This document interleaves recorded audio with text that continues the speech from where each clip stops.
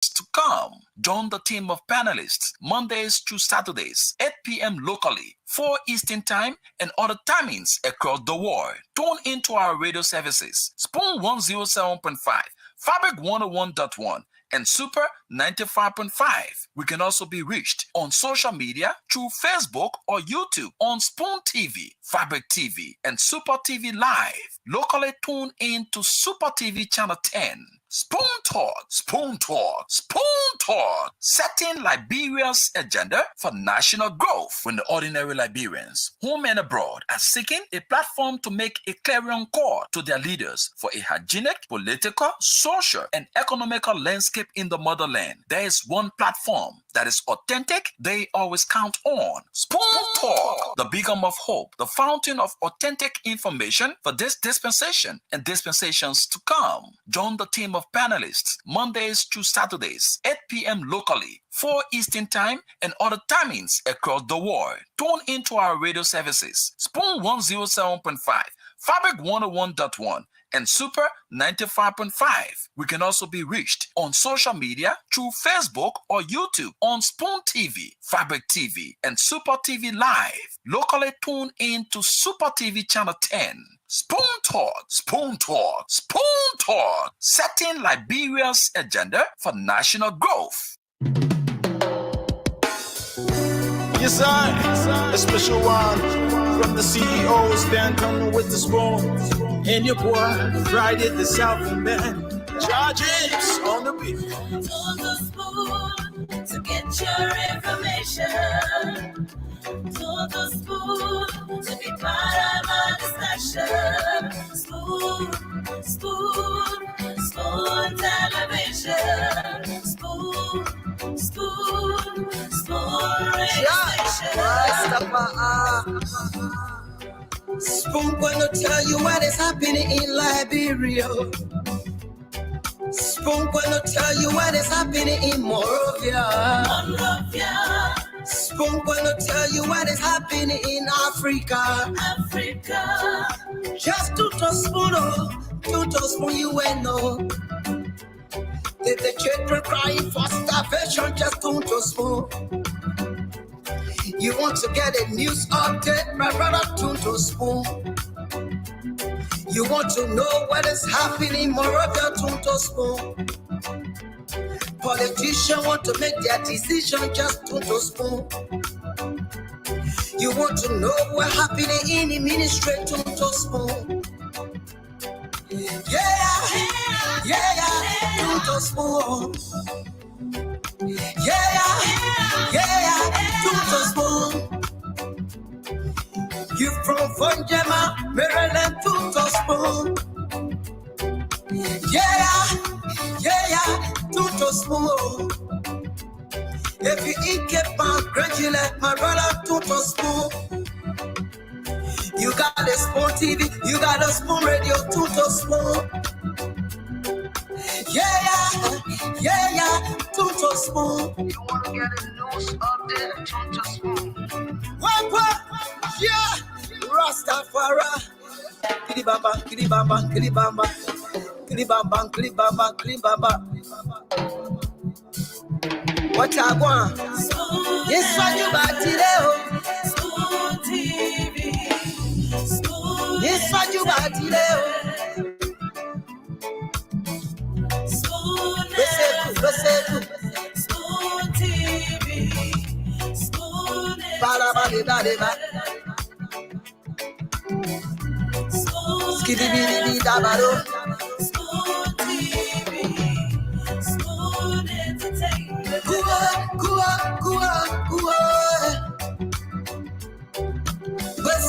Yes, I, a special one from the CEOs, then coming with the spoon. And your boy, Friday the Southern Band, charges on the beat. On the spoon to get your information. To the spoon to be part of our discussion. Spoon, spoon, spoon television. Spoon, spoon, spoon radio station. Spoon gonna tell you what is happening in Liberia. Spoon gonna tell you what is happening in Morovia. Monrovia, Spoon gonna tell you what is happening in Africa. Africa, Just to spoon, you will know. The children crying for starvation, just to spoon. You want to get a news update, my brother, to spoon. You want to know what is happening in Moravia, to spoon. Politicians want to make their decision, just to spoon. You want to know what happening in the ministry, to spoon. To spoon. To spoon. You from Vonjema, Maryland, to spoon. To spoon. If you eat kepa, congratulate my brother, to spoon. You got a spoon TV, you got a spoon radio, to spoon. To spoon. You want to get a news update, to spoon. What? Yeah, Rastafari. Kilibamba, kilibamba, kilibamba. Kilibamba, kilibamba, kilibamba. What I want? Yes, what you about today? Spoon TV, Spoon. Yes, what you about today? Spoon TV, Spoon. From the CEOs, Dan coming with the spoon. And your boy, Friday the Southern Band. Charges on the beat. To the spoon to get your information. To the spoon to be part of my discussion. Spoon television. Spoon radio station. Spoon gonna tell you what is happening in Liberia. Spoon gonna tell you what is happening in Morovia. Monrovia, Spoon gonna tell you what is happening in Africa. Africa, Just to spoon, you will know.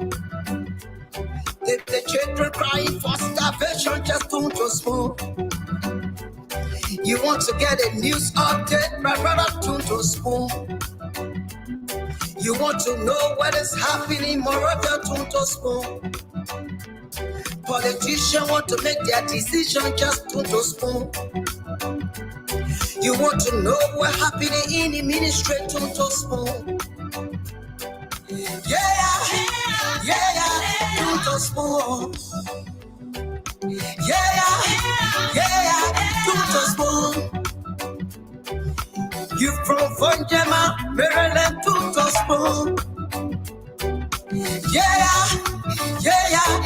To spoon.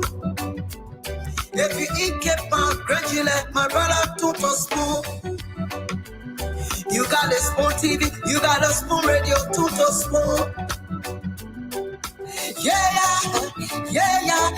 To spoon. You want to get a news update, to spoon. What? Yeah. Rasta. Indeed, we are here again with another fascinating time of discussion. The platform where you get authentic information that you can use as tools and not to abuse. Albert Einstein said in our quote, "Wisdom is not a product of schooling, but of the lifelong attempt to acquire it." Unquote. The CEO is on the other end, James Goode Flomo, and the rest of the team be joining subsequently. My name is Rufus Divine Cannon, your sound coordinator for tonight's presentation. Before more shall I do, I'd love to say good evening, James, and the CEO is backstage. How you doing? Yeah, good evening, Rufus. How you doing? Unego. Unego, man, you, eh? But the question is, Rufus, why James looking fresh like new money? Huh? Rufus, Yes, sir. can you hear me? Yes, James looking fresh like new money, man. Yeah, he looks good. This is what we Damn, expect, you know. this lad. Environment changes things.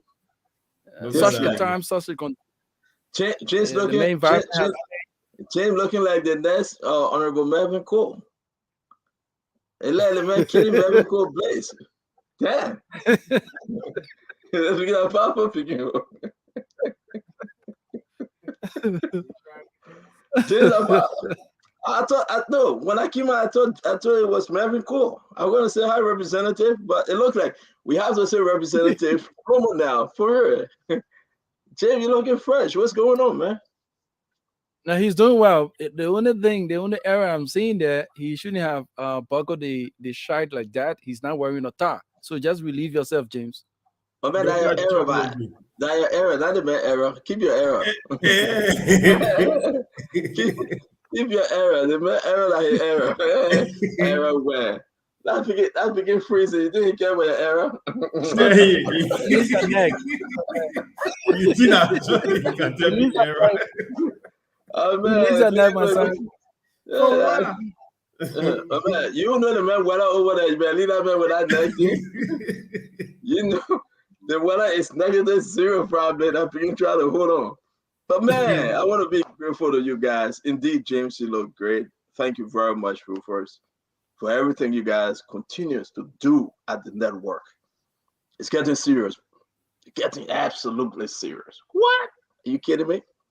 Election time getting closer. Marvin Cole went all off a few days ago. I said, but the other representative, man, the man coming on the attack. The man said he's not holding his hand no more. The man quoting the Bible Ecclesiastic. He said it's time for repentance and it's time for salvation. So I got confused. Come on, the man said it's a time for everything. It's time to repent and it's time to obtain real salvation. But if you want to continue in sin, then the man quote what Jesus Christ said. Go and sin no more. He said it to the lady. It's true. He told the lady. He said, go and sin no more. Rufus. Yeah, I thought Representative Marvin Cole, you were just a representative, but he know the Bible though. Rufus, the man know the scripture. Mm.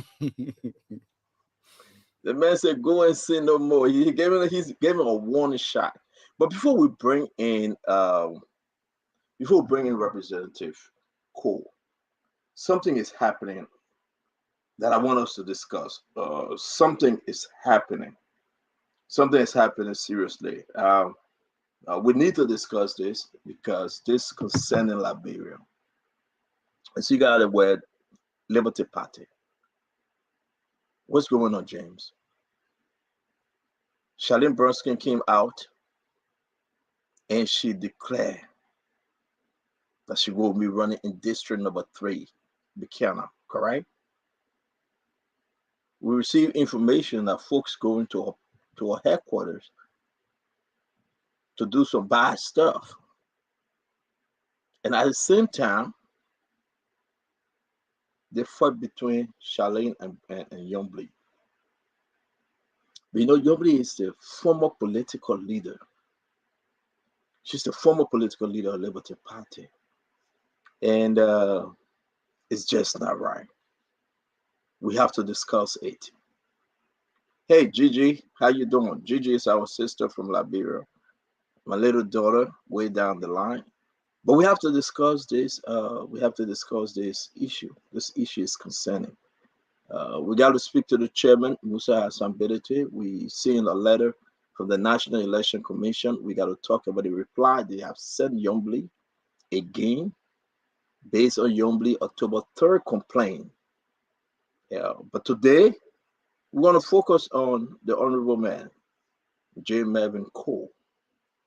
I want to know exactly his message, why he's so mad that folks going after Miguel, former Minister of State, presidential affair.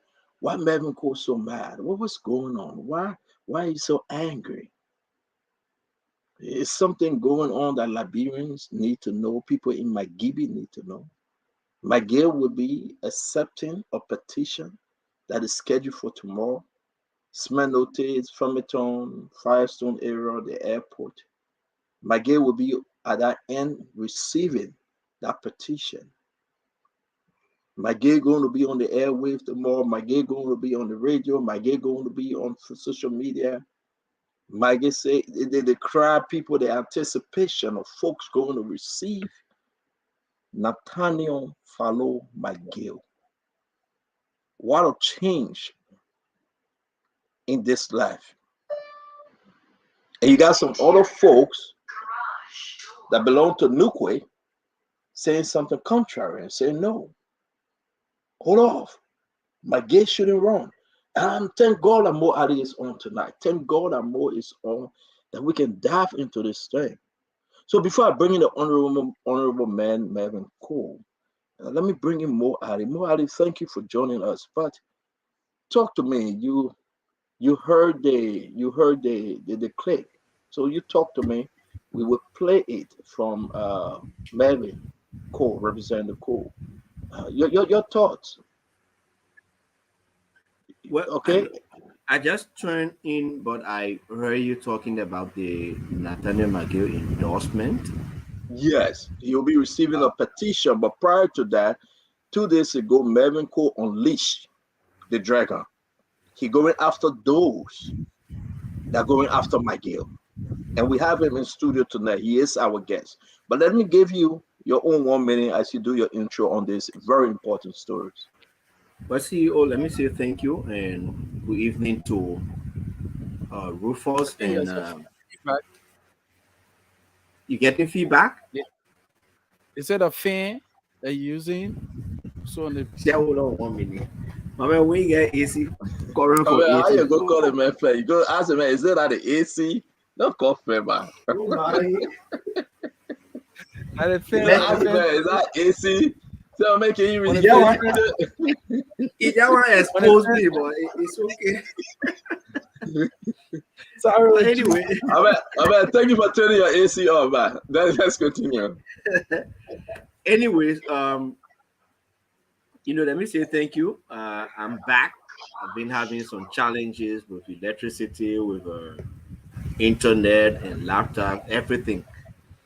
But tomorrow I think he'll be doing this. He'll be receiving this petition, and let's see how it goes. The people of Magibi, it is their determination to make as to whether they want him to be their senator or not. It is also a determination that will be made by his political party, and it is also the right of other people to go after him. People who think that he should not be senator. People who think that he is not even a citizen of Magibi County. People who think that because of the sanction, he should not be contesting. It is their right. Also, just as those who think they are going to support him, it is their right. Let's watch how it unfolds, how the citizenry of Magibi in their majority will respond to it, and let's watch how they will either give in the support or not. I'd like to close my opening comments on that. Then I'm going to hold you for a few more seconds because I think we got 2 more seconds before we bring in our guest. Let me hold you on this. Let me hold you real quick. More. Marvin Cole is unleashing something. Representative Marvin Cole is unleashing and going after those that we say those individuals that attacking Nathaniel Fallow McGill. I want you to speak on that, then we can move on and bring in the representative. Firstly, I'm happy that he's coming on, and I heard that he has got some disappointment that he had expected that Nat was going to contest in Bong. What shifted the tide to Magibi County, I don't know. He has the right to defend Nathaniel McGill. They are from the same party. But to say he will go after those who criticize or going after Nathaniel McGill, I am yet to understand in what form and manner he is going after these people.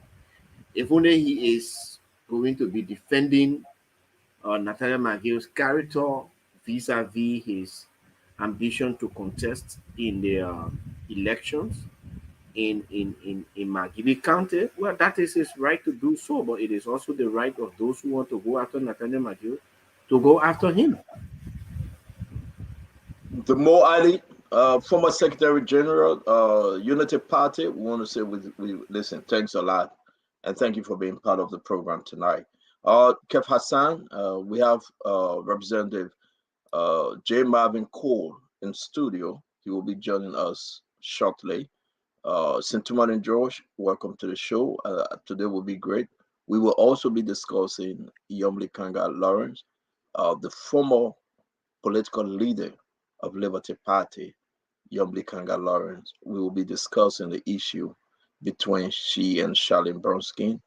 Again, Senator Yomli Kanga Lawrence, former political leader, Liberty Party, will be discussing the situation between she and Charlene Bronstein. We are hearing from the other side that Ben Ayure, Tiri Ayure, the Ayure family already taken their side to support Charlene Bronstein. So let's have this discussion tonight. Honorable Kev Hassan, talk to us before we bring in. Well, it's another good day, another fine day. How you guys doing?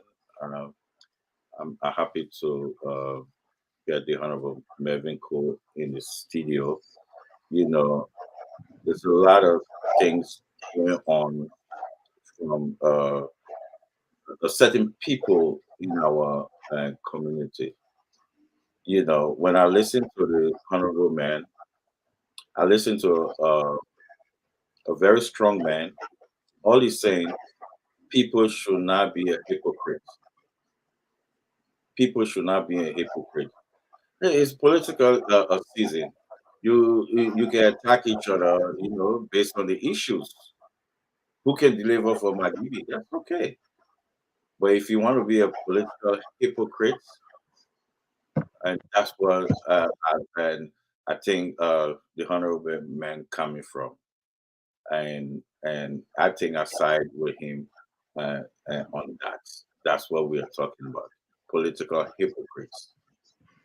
So our next conversation, Kefiko, this story about the former political leader of Liberty Party, the situation, she activities tomorrow, and that of actually the Bronski, the beef between the former political leader and the daughter of the standard bearer, Charlene Bronski.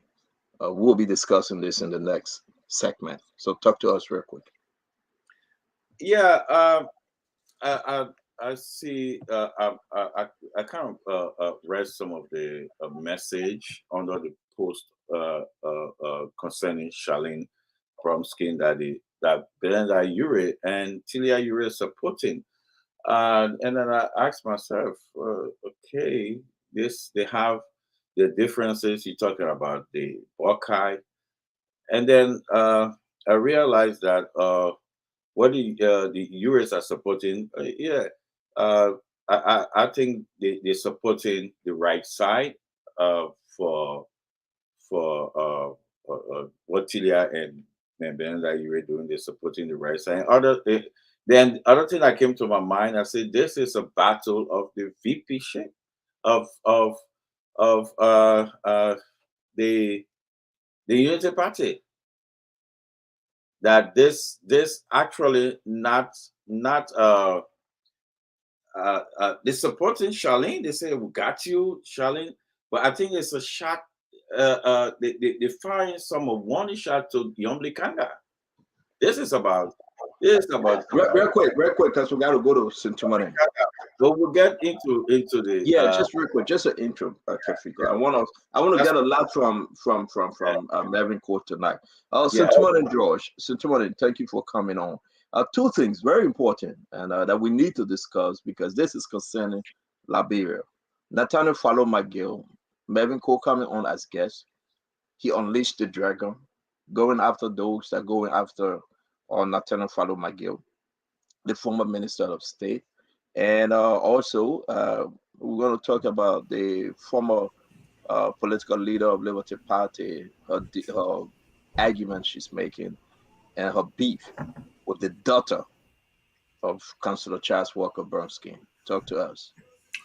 Well, okay. Good afternoon, good evening.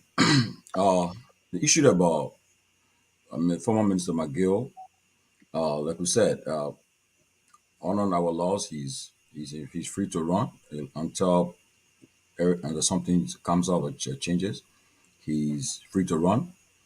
I listened to the representative Marvin Cole press conference yesterday. I watched it rather, and but there are other issues. I'm happy he's coming today to address because he talked about clean hands and equity, whatever the case. But there are allegations against him about where he was investigated by his colleagues concerning some issue about funds. So we'd love to engage him to get his perspective or understanding about that issue.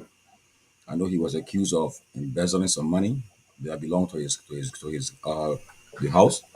I hope he can address it today and so forth. And concerning Madam Senator Lawrence, I know she. Last time I saw her yesterday, she still had the title as she was being referred to as political leader of Liberty Party, and I don't know whether in the last couple of hours something has changed. Hope we'll get more to it. But it will be an interesting conversation today, and we look forward to discussing the issues that matter to the Liberian people. I believe, were you on the show yesterday? No, I wasn't on the show. Yeah, I think that's why I was. As of October 10, 2022, the position of political leader expired within the Liberty Party as per the Constitution. Okay. As of October 10, 2022. Oh, okay. She was continuing the work of Bronstein, and that position expired. So the party have agreed in the same in the document that she's now the former political leader of Liberty Party, except otherwise ordered. The party now move under the leadership of the chairman and their bodies. So we got to be very clear. This is not something we're making up. So it's a reason why she will be called the former political leader of Liberty Party, Senator Young Nikanga Lawrence. Thank you. And then you're right. You wasn't on the show. I believe you were traveling. Guys, let's bring in the Honorable J. Marvin Cole, and let's have some very serious discussion concerning Nathaniel Fallow McGill, the former Minister of State Presidential Affairs. Let's bring in Honorable Cole. Welcome to the show, Representative J. Marvin Cole. It's good to have you on. Like always, we said thank you for joining us.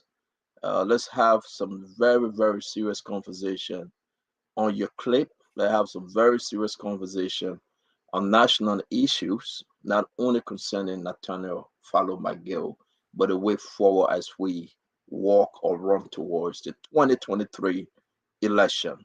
Welcome to the Spoon Talk.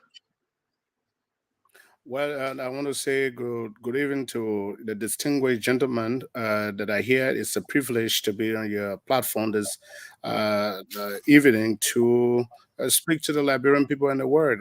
It's an opportunity for me to be here this afternoon. This evening. I hope that we will queue in all of the necessary questions that need to be queued in so that we can provide you clarity and understanding of my position. So it's a pleasure to be here tonight. Thank you very much, sir. What's your position on the Nathaniel McGill? As he accept the petition, as he accept the petition to represent the people of Magidi as their senator, what's your position?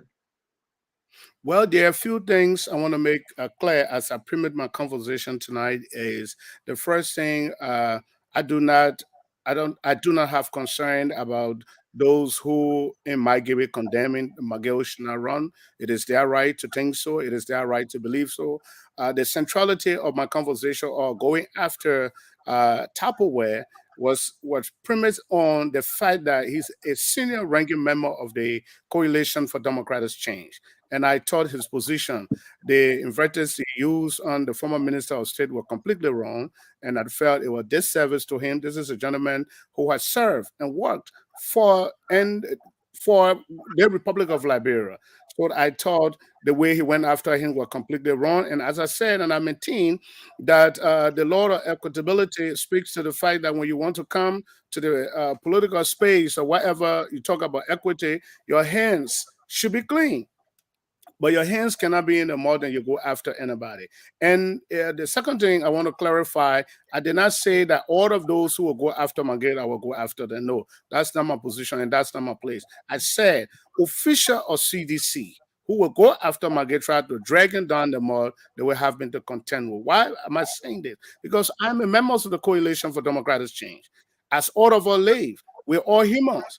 It is very likely and possible that will always have human errors as all of us exist. The great Jesus Christ, and I hope that you will pardon me as a religious person. I have a very strong religious background, so most of my conversations will be premised on the Bible. I will talk about the Bible because that is my background.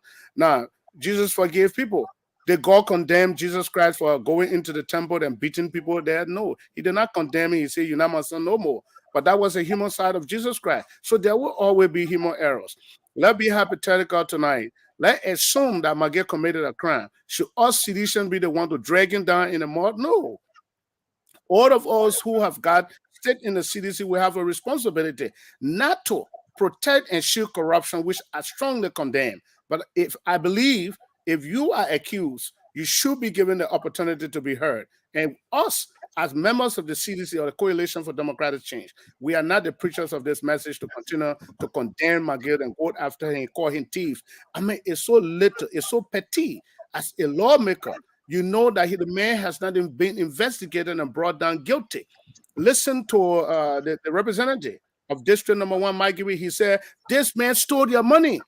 And I feel I was strongly compared with my conscience to come in. Because I know that Fanlon has not been investigated. It could have been me. That is just my point. And I send a caveat to Tupperware. If he crosses the line the second time, it will be catastrophic. I'm not going to draw back from that. That's what I said, and I called on the president to take seize of this matter. So us as senior members of this government, people will not try to break down this government the way and the way and manner in which they feel. So that's just my position. So you are endorsing Nathaniel McGill if he accepts a petition tomorrow to run for the seat as Senator for McGibby County. Are you? Let me be emphatic about this. And I'm going to call on all the petty people in McGibby. I will go there now, campaign for McGill. I will speak to the people. Now, accusation does not mean that it's a verdict. I do not support corruption. McGill has the right. Is Magid the only person who have been sanctioned and contested for elected positions in our country? No. The evidence are clear. There are people who have been sanctioned, and their sanction, the gravity of their sanction, more grave, more serious than Magid. And those individuals, some of them contested, and they won. So what the whole issue about Magid? I feel now people begin becoming so personal with him. So I'm going to speak to the people. I'm going to talk to them to ride it around him, to give him support, so that he can have an opportunity. Those who are calling Magid criminal, oh, he should not run here because he's a criminal. If you went into that various classes, there would be more dirt than you can even imagine. Some of them serving in the legislature. No, come on, Marvin. Allow me to call you Marvin, my man. This is a people's show. You know, we are all kind of boys. Let me say this to you, my brother. Who are you talking about? Are you going back 10 years, 15 years, 20 years? In your clip, let me play the clip. Let folks hear you. You call some names. You blaming the vice president. You calling the viewers. You calling other people's names. So I mean, I'm going to play this from your own word. From your own word. Let me play this. Let me play this thing. I let folks hear you. But that's why I have not unearthed the characterizations of somebody like Taparosa S. Tupperware.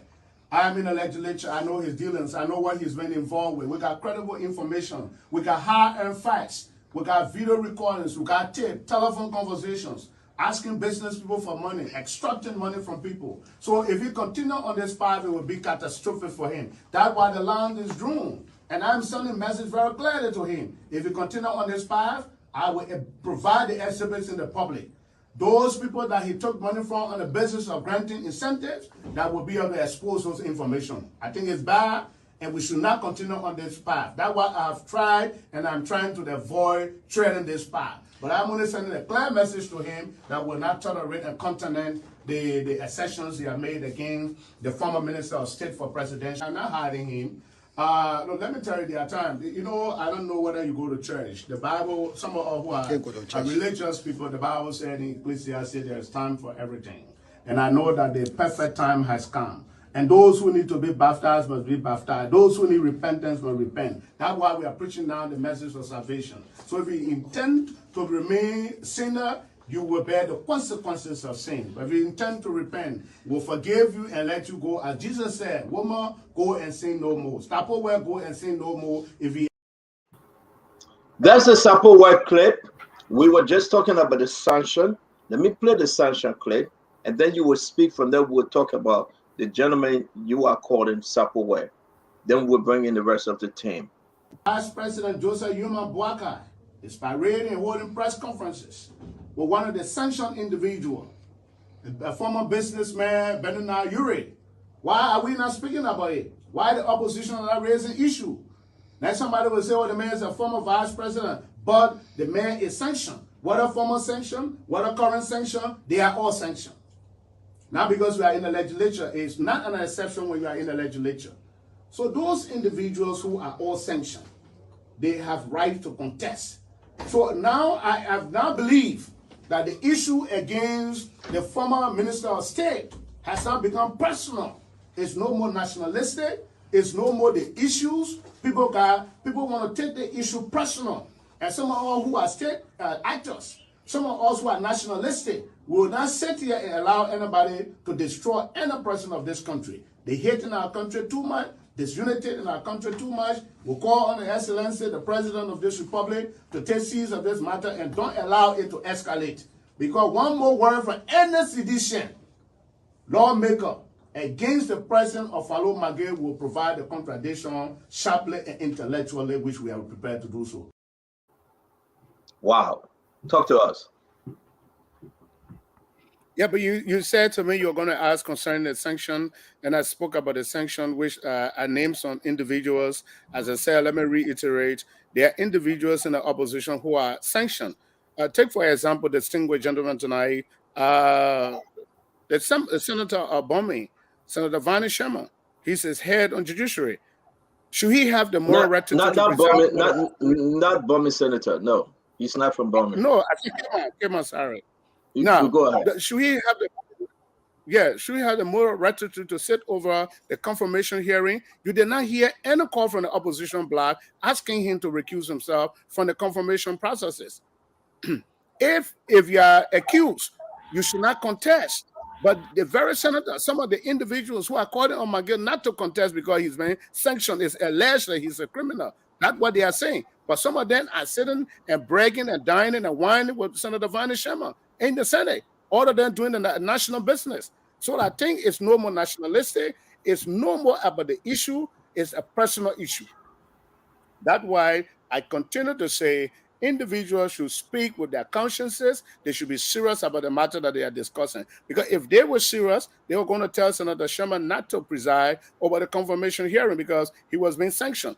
So somebody was saying, oh no, he's in the legislature. Now, if you are in the legislature, if you are corrupt, if the other society, by now the senator should have resigned his position. The precedent there. There's precedent. What happened to Senator Johnson? He has to relinquish a post because the issue of sanction came about. But I am saying to you, you're not hearing this call coming from. I'm going to hold you there because I'm going to hold you there, Honorable Court. Let's bring in the other guys. Let's just bring in the guys. This is getting to where we want it to be, and we'll be very fair with Liberians tonight. Bo Ali, you go first this time, Bo Ali, because you're saying something that's very interesting. Then we'll go to Kev Hassan, Tumalin George, and the Dr. Peabody. Dr. Peabody, welcome to the show, my brother. Thank you. Thank you. Thank you, CEO. You know, I like to take my notebook to jot down the points. Marvin Cole, welcome, and thank you. You stated rightly that Nathaniel Magé has the right to contest. because he has not gone through any court proceedings for him to be found guilty, which I perfectly agree with, you know. But also, when we look at it from the other angle, we in this country today, when the United States says we are not supporting you, it becomes a serious problem. It is not Sierra Leone that sanctioned Mr. McGill. It is not Guinea that sanctioned Mr. McGill. It is the United States. For what? Allegedly, they say corruption. I have nothing against Mr. McGill. But I thought, and before I go to my thought, what you said about Councillor Shemo is right. But you are wrong when you said the opposition did not make any comment. I am on record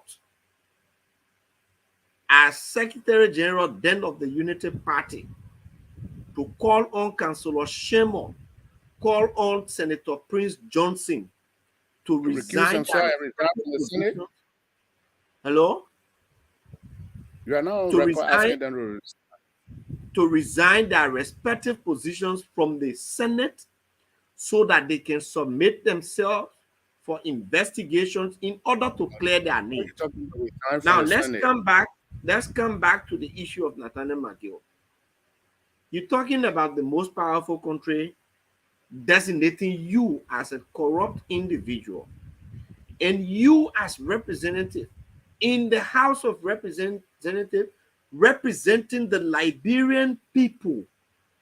Don't you think that you should be pushing for your friend, for our friend to be investigated so that he can fight hard to exonerate himself from the allegations made by the United States of America, rather than looking for the usual style excuses? Oh, you know, the other person was sanctioned, the other person too was sanctioned, therefore the other person too should go in the house. Are you telling the Liberian people that they are coming out? Let me blend with the question. Are you telling the Liberian people that the House of Senate, the House of Representatives, the legislature is now a haven for individuals who have been alleged by the United States to be corrupt, that they must just go there to seek safe haven from what we will call investigation or not? I think, Mr. Ali, you misunderstood, or you're trying to misrepresent me. What I said, I was very emphatic. Let me say this. I said in the premise of my conversation that I condemn corruption in a stronger term. And I'm not using those individuals who are sanctioned as an excuses to protect or shield Follow McGill. That's not what I'm saying either. I am saying to you tonight and to the Liberian people, a member from the Coalition of Democratic Change who knows that Follow has not been investigated. He did not use the word alleged criminal. He said the man stole you, the Liberian people, money. Do not allow him to contest. That is where that came in. If you are a lawmaker, you should not speak the way he spoke. So I am saying to you, if you, Mr. Mo Ali, had the moral rectitude or the standing, I thought and I feel by this time you should be calling for the full resignation of those sanctioned individuals from the national legislature, not from their committees. Let them resign from the legislature. And I will, or certainly, let me tell you, if an investigation, I will not say to you that I have not been pushing for McGill to be investigated. I have been pushing that. And there are arrangements, there are investigations ongoing. There are efforts, several efforts, because look, your name cannot just be hanging in the mud and you continue to be dragging the mud. It's about your children, it's about you. What happens? So should a sanction issue just be a perpetual issue? If Mr. McGill want to live, you after government, you have to live your private life. So look, you need to do everything so that your name can be cleared from this process. But if an individual that I, Honorable Marvin Cole, know about, who does not have the ground to refer to Falun, or even a citizen, Mr. Mo Ali, for him that I know to refer to you, Mr. Mo Ali, tonight as a criminal, indeed, I will come to your defense just as I did for McGill, not because it's McGill. Because I feel that he treated him unjustly, and he should not have done that as a lawmaker of the very government he thinks he's part of. That's what I said. Opposition should have called for the resignation. Thank you. Senator Vani Sharma should not have presided over the very confirmation hearing. It's Thank bad. you very much, Representative Cole. Thank you. Let's go back. Ali, your next question. Senator, let me just clarify quickly. I did not call for their resignations from committees, except from their respective senatorial positions. Not only on committee and in the Senate. Okay, if you did that, they should not be there. So you should have gone beyond just calling. You should your second question, Mo. Your second question. What was the second question, please? I asked two questions, right? The first one was, doesn't he think that instead of pushing McGill to contest for the Senate, which is now making the Senate as a Honorable Cole, let him finish, please. Let him finish. Go ahead, Mo. Finish up. Which is now making the Senate as a safe haven for people who have been accused of corruption by the United States. Doesn't he think that Honorable McGill, he should be pushing him to push for an investigation that will exonerate him from this allegation of corruption? Thank you. Honorable Cole. But the contradiction is this. You listen to the U.S. Embassy press release that they had or interview that we cannot stop you from participating in your local politics. Didn't they say so? They did. So if the United States that sanctioned you is saying you can contest in your country, who am I not to support you if you want to contest? Should I stop you? Honorable Cole, can you hold on that? Honorable Cole, hold on that. Let me give the former Secretary General the chance to address that part of the U.S. representative statement. Mo Ali, you heard that. You heard that when he was interviewed concerning whether McGill C4's Victoire could contest. It is obvious. Kev, hold on. Let Mo answer. Go ahead, Mo. It is obvious that the United States cannot stop somebody from contesting in our elections because they do not have that jurisdiction, right? Did you hear them? That the people can contest. The signal we are sending out there is that our biggest partner has raised concern, has accused individuals, and I'm careful with my word. I'm not saying they are corrupt. I'm saying the United States have alleged that they are corrupt. And because of this corrupt attitude, they have sanctioned them. The issue of whether they should contest or not, it is left with the Liberian law. But the issue... So Mo Ali, I want Honorable Cole to continue, then we got to go to the other guys. You are now agreeing with Honorable Cole. America is saying we cannot interfere and give you yes or no as to whether, actually they say yes, they can contest. They say yes. Those on sanction can contest. But your argument is that you're getting different signals.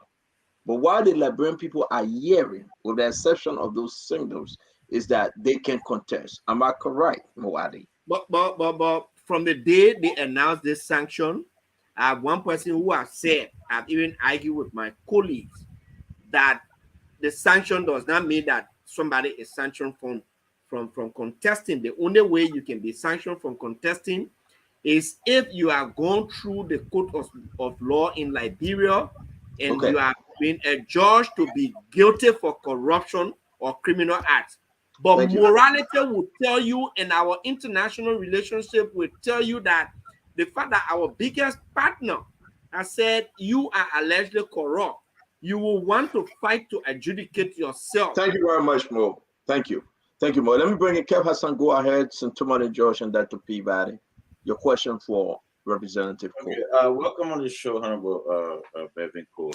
You know, I wish we could play that tape. Maybe go on get together from the U.S.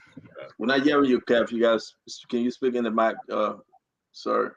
Okay, let me see. You can hear me now? It's better. Okay. So I say I wish we could have played that tape for the audience, so they can listen, because a lot of people, I believe, miss that part. Some of them just hearing it, they miss that part. With all due respect, Honorable Marvin Cole, I know Mo Ali is part of the opposition, but I think we should hear from the bigger guns of the opposition, meaning that the political leaders. The reason some of us, my opening statement earlier on, I talk about political. Kev, let me clarify. I am a big gun in the opposition. A Yeah, very big gun. I just wanted to. Yeah, but I'm talking about your political leaders. I don't think you're bigger than them. So I'm talking about the reason I call them political hypocrites, because they wine and dine with Vani Sharma. They all over with Vani Sharma. None of them calling for Vani Sharma. One of our Vani Sharma, a key man of the CPP. They're there. Nobody called for Vani Sharma. And now they're calling for the head of National McGill, which this is allegation. All the election Vani Sharma ran, nobody. Yeah, Mo Ali said that the reason he vanished in the wind because he's not a political leader. But yeah, can I interrupt 1 second and clarify something? Yeah, I beg you, just take your pen and your paper, please. And I beg you, Mo. When JMB come out and say, Vani Sharma, you need to step down, you need to leave, it will make news. If the political leader of the ANC come out, Vani Sharma, you're not part of the CPP, it will make news. Thank you. They are not saying that. Honorable Marvin Cole, they are not saying that. No. But they're passing around, going around, hiding their own people. That's why I call political hypocrites. Hiding their own people, calling Nathaniel McGill name and telling them, oh, he stole, he this, he that. But they do have their own people who they campaigning with them. They do have people who what's the question? I beg you, let's just give the question. We're going to come to comment and statement later. Let's give our question to Marvin Cole, please. We got a lot to cover. What I'm doing is I'm not going to ask the 2 questions. I'm just going to make my statement and then 1 question to save time. So I'm not going to. Yeah, thank you. Because we're on 2 minutes. I will call you guys to order, please. Okay, thank you. So the reason, like I say, I call it a political hypocrite because of some of those things that we're saying. But my question to you, they're saying, not only Mo Ali, a lot of people, saying it, talking about the Americans. So only on McGill, the Americans will have say. What about Vani Sharma sanction? The Americans don't know about that sanction. Liberia will not in the bad book. Liberia will not be in the bad book for Vani Sharma. Or the Americans don't know. That's my question to you. I want you to get into that on the Vani Sharma, because a lot of people don't know that the Vani Sharma is a member of the Unity Party. He's a strong member of them, and he campaigning for them. He will them, a member of the CPP. Please, I want you to expand on that Vani Sharma. Thank you very much, Kev. Honorable Cole. Thank you. The House of Senate, I'm a member of the legislature, and I try to be a little bit careful, but we're going to provide this information. Let me tell you one thing. When you are head of a committee, confirmation hearing processes in the legislature, if Mr. Hassan, you came off confirmation, and I am the chair of that committee, other people are going to come and lobby with me to make sure I have to wordings your hearings so that when we put it on the floor, you could be voted for. Now, the individuals who are saying that McGill is criminal, he should not contest, those are the very individuals that are campaigning with Vanishema. They're asking Vanishema to approve some of the nominees. See the deception. That's what I'm saying. It's not nationalistic. It's personal. These individuals are in. Look, no, you need to send for the committee members on judiciary. You need that information. It's very important. Some of the individuals who are in McGill saying that McGill is sanctioned, he should not contest, he's a criminal. Some of them are members of the Judicial Committee, and they are signing onto the very document Vanishema is signing onto. Is he a different sanction pressing? And McGill is a different sanction pressing. One of the major contradictions here, information is this. Vanishema got a lot of assets that have been frozen in the United States of America. Vanishema got serious problem in the United States. McGill doesn't have a kitchen in America that the American government has put a freeze on, unlike Vanishema. But these individuals who are in McGill opposition, even party members, top officials of government, they are campaigning and asking. Though it's so sad. We don't want to be calling names. I met two senators. They were in conversation, and then one of them said to me, "My man, we're trying to ask the man so that he can vote for the nomination because we're talking to him to vote." Now, but when you leave from that very room, that Vanishema is chairman of the committee, that he's been sanctioned, assets been frozen in America.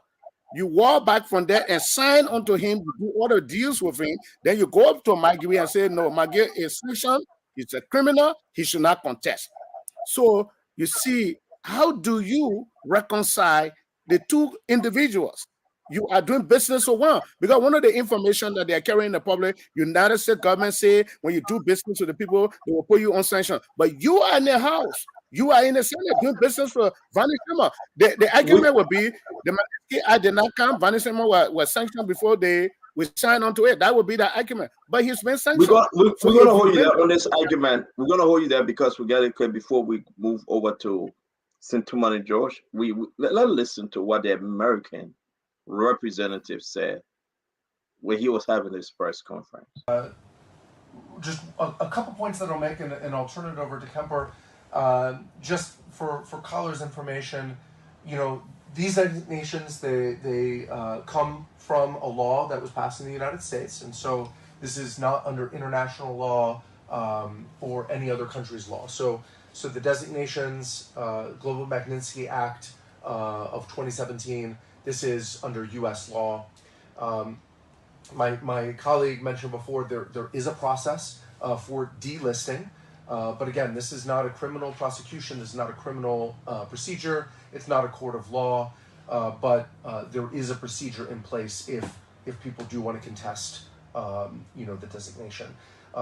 In terms, I'll just briefly address the election question because again, as a sovereign nation and as a democracy, Liberia makes its own decisions about, who is eligible to run in elections. The United States does not have any say in that process. So these designations, Global Magnitsky, don't have anything to do with elections. And then I think there was.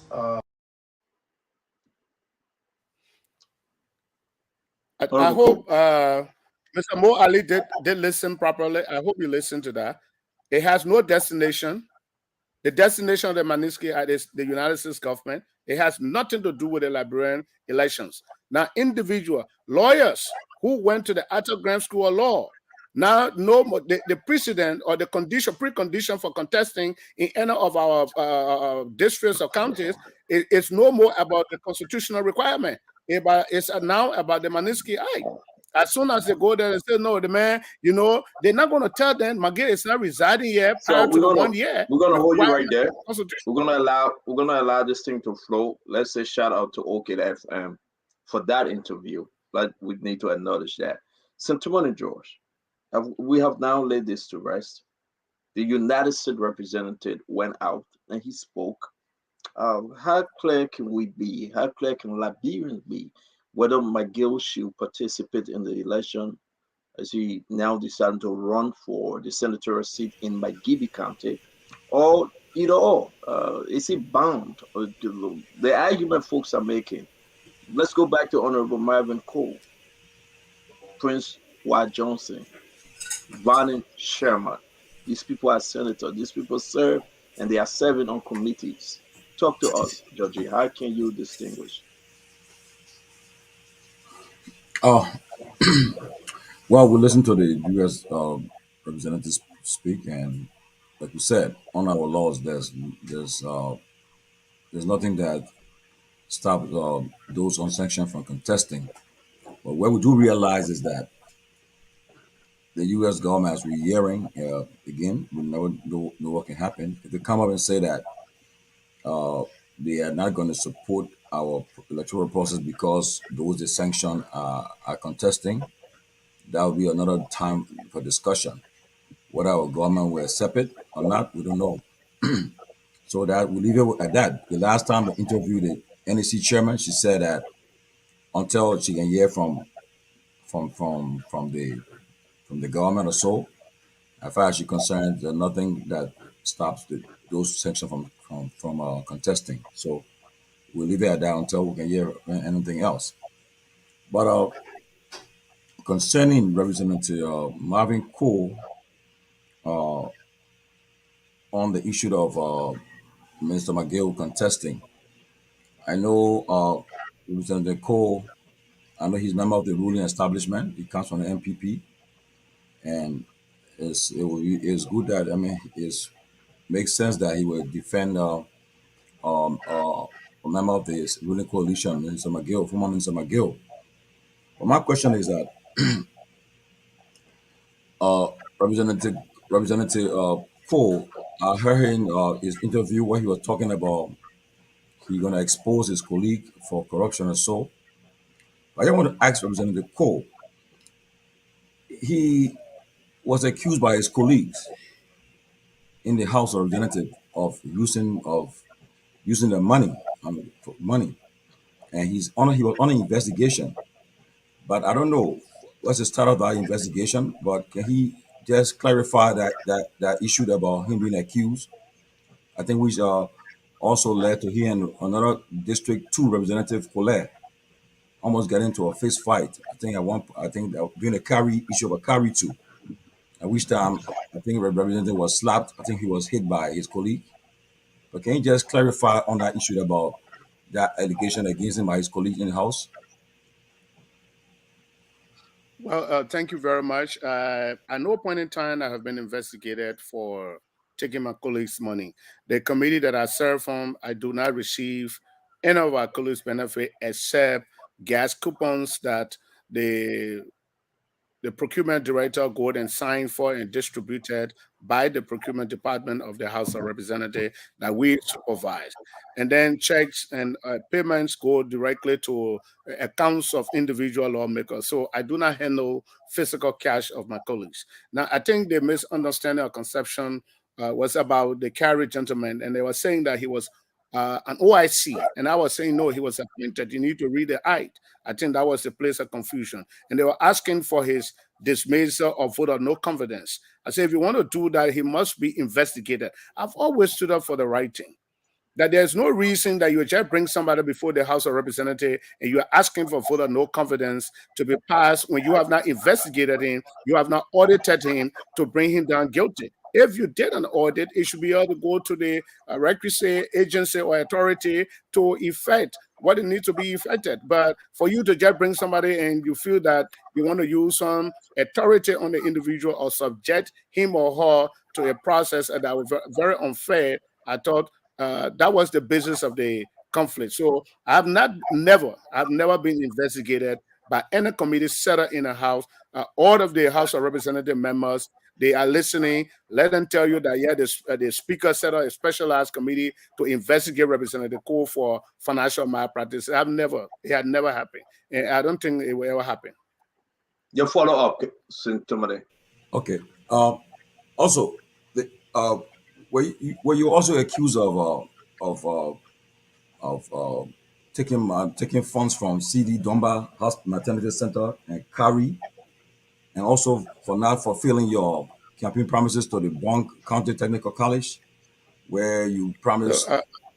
Can you just speak on those issues, please? But let me say this to you. As a lawmaker, as experienced as I am, I wouldn't be following Raymond's all in the place. People perception are their perception. I wouldn't be responding to all of the little perceptions in the corners. And somebody see you, this country, that is the character of people. Sometimes when you buy a good shirt, they say, oh, maybe he stole the money. If you pay for a house, they say maybe he stole the money. So am I going to be running behind all of those petty information? CB Doma under my watch, just of this budgets that not being executed, received 500,000. Their procurement process going on now to build new annex under my watch. I have advocated for CB Doma. When CB Doma were in darkness, I provided more than the doctors are listening, citizens from Bunkana are listening. From my pocket, I provided more than 50 drums of fuel to support CB Doma while I was advocating for money for them. How do I go to this kind of institution? Bong Technical College. I coordinated with my colleague, Senator Moy, and other people. We raised $1 million United States dollar. And renovation, massive renovation is now going on at the Bong Technical College. Not that the other, the nursing department, when I took over, that place was never accredited. You can place call to the current president. I was able to raise money outside of government, 23,000 United States dollars to have that department accredited. How can I go to that kind of institution for money when I was spending money there? So these are some I just made. Some of them are just petty information that people will give because of their low minds. But have you studied arrears with the Bong Technical College, with the students that are on the scholarship? Have you studied arrears with them? American, please. The Bong Technical College. Have you studied arrears with them? For the students? Oh, no, I still have some arrears. And I know even in America, I'm hoping that some of you still have arrears as student loans to be paid and other loans. So no parents is free from student arrear. And we are paying. It's a gradual process. Whenever I get salaries, whenever I get money, I go and pay. Now, on the Bong Technical College, I was able to lobby with the government, outside of the government, to raise over 30 to 40 million Liberian dollars to all of the high schools in Bong County. And you talk about my campaign promises, I forgot. I've been able to build 27 projects from my pocket and my friends outside of Liberian and outside of government since I took over. 27 projects. And I can name them. Outside of government, not legislative projects money, not government money that from my pocket and my friends, I've been able to do that. So if somebody said to you, I spoke about economic empowerment.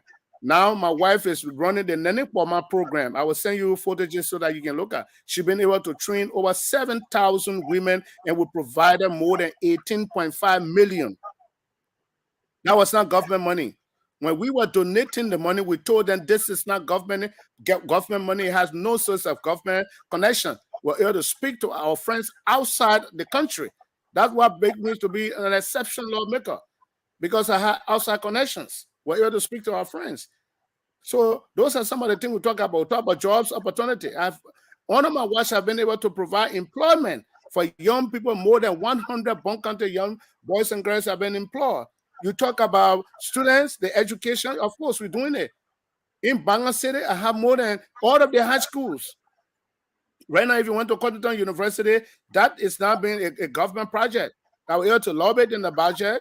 With the senator who coordinated together, we have more than 200 students in the Cotton University. So what else? You talk about bridges, I've done that. You talk about town hall, we've built that. You talk about hospital, finding money for the institutions, we supported that. So for somebody to tell you Honorable Cole did not live up to his campaign promises, maybe that person lives on Jupiter, but not on Earth. What you got? Thank you very much. We got to move on. Your last, I'll beg you. We'll come back to you, Senator Money.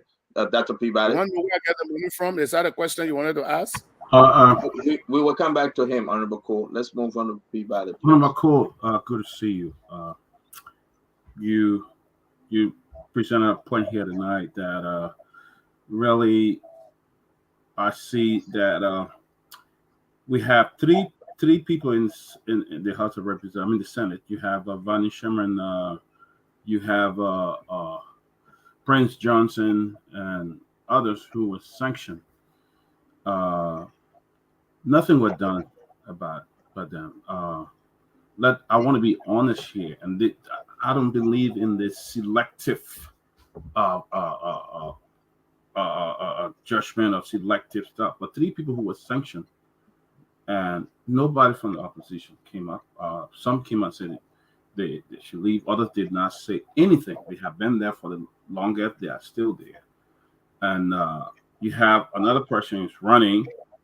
Now they are coming out that a U.S. sanction, but nobody was talking about the sanction. My question to you, Honorable Cole, did you raise this issue when Vani Sherman and others were sanctioned? Did you raise an issue on that? No, I did not. Why you did not? I want to be very honest. I did not. Because when I understood that they were being credibly accused of embezzlement, I think they should have had the opportunity to be heard. And when that process is ongoing, I cannot join the gun before the time to come out to ask them to resign because you are sanctioned. When you are sanctioned, it's an accusation. It's not a verdict. So for you to say because you are sanctioned, you should be removed from your elected post, I think it is unjust, and we should give them opportunity. But if you are brought down guilty by any competent court of jurisdiction of any procedure, as the gentleman just said, and you found guilty, of course, I will ask for your resignation, and you got no moral standing to lead the people or preside over the people of Liberia. I mean, obviously, I mean, the what you're saying here, I mean, the guard from the U.S. Embassy said it. It's left for the Liberian people. It's left for the Liberian government. So it's not a criminal conviction. So if McGill is running, that will be left for the Liberian people. That will be left for the Liberian government to make their own decision.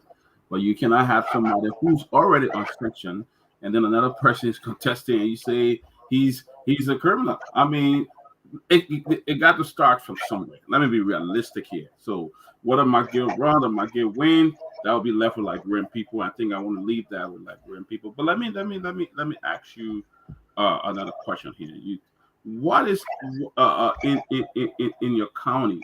Why is it that you have some lawmakers that are opposing McGill running in that county? Why? Why is it? Well, where in Bong County? Yeah. Of course, there will always be threats. So even if McGill wanted to run in Maigibi or maybe Riverside or whatever county, once you have senators occupying those positions, they will oppose him. Elections is about competition. When you are in competition, you have two sides. One will be, no, don't come. You don't deserve it. Other side will say, no, come. And probably McGill seemed to be a political threat to some of them.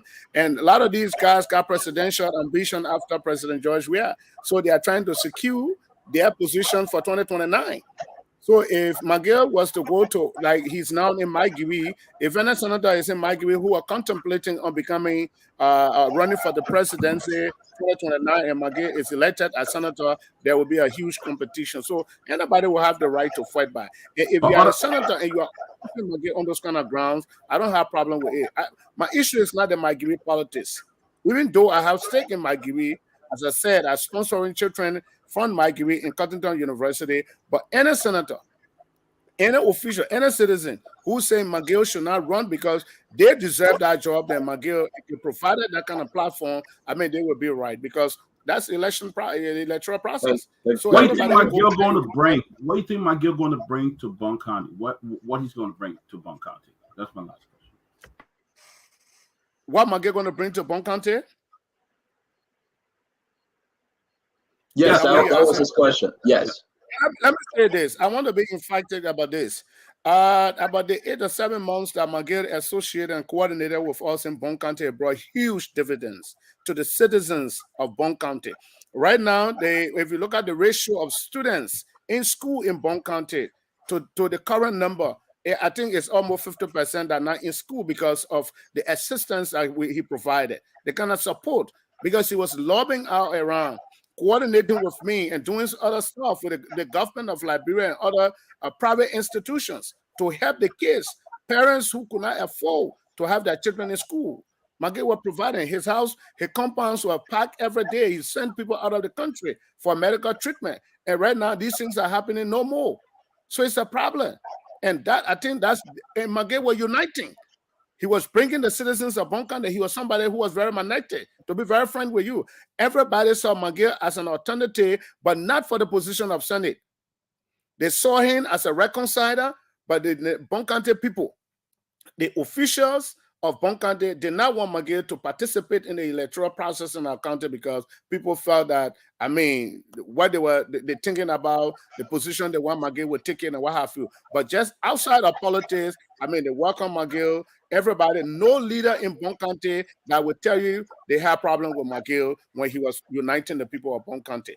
He was going. So your argument is that before I get to Chairman Ben, can you come in the camera a little bit, please? Marvin, you're getting off camera. Maybe they need to make some adjustment.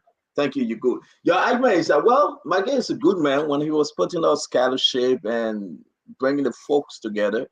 But now I'm declaring I want to be a senator. That's an issue. They were benefiting. They were getting everything, but now he said I want to be senator. Then everybody's saying he's a bad man because of the Magnitsky Act. Leaders, no, that's why we are sending coverage to some of the people. We were at McGill house many times. Some of these guys went to McGill. They asked McGill for support in their various counties. He supported them. They asked McGill for assistance. He provided. He supported them. But right now, McGill has been sanctioned. And McGill is not saying, I want to be senator. He turned to be bad man. When did you realize that McGill was bad? He was evil. He was corrupt. Nobody should be dealing with him. When you and he were together every day, you were at a house, you were in your county, you attended occasions together, you were in programs together, you were all in rally together. You spoke to the people. McGill is a good man. You're supporting him. He coming to get our children's scholarship. They're all welcome him. But by the time he said, I want to be senator, he said, no, the man bad. But he was not bad when you're supporting him. I owe you right there. Let me bring in the chairman. Chairman Ben. Good. Thank you. Representative Cole, it's good to see you, my brother. Thank you. Long time. And, you've been doing a lot. I remember old conversations in the past, but it's good to see you and we're following you. Listen, I don't necessarily have a question about this, but I just want to say something quickly. I think this issue is moot, in my opinion, Stanton, and I respect the opinions of those who have their opinions. Is one thing. You can oppose Minister McGill. I listened to the clip you just played from the U.S. The guy from the U.S. Embassy. He was very clear. At the end of the day, this is a democratic country. This is a democratic state. I think I saw something the other day about some statement coming. People were threatening that, if McGill goes into Margibi, they will do something or they will harm him and all of those different things. I think, look, if in a democracy, we compete with ideas. Those who have a stronger idea than the opponent, nobody says it's not their right to oppose McGill. People have a right to oppose him. It is his responsibility to go into the county and to campaign and to convince people why he should be the senator. So for me, this issue is moot. There's nothing in U.S. sanctions that say, somebody cannot run for office. I mean, plus, from all of what I know, is that even the folks who have been sanctioned have openly called for an investigation for them to get a chance to clear their name. So I think this issue is moot. I think what is happening here is just politics. I think some people think that he's a threat to their interests, which is fine, which is their right to feel that way.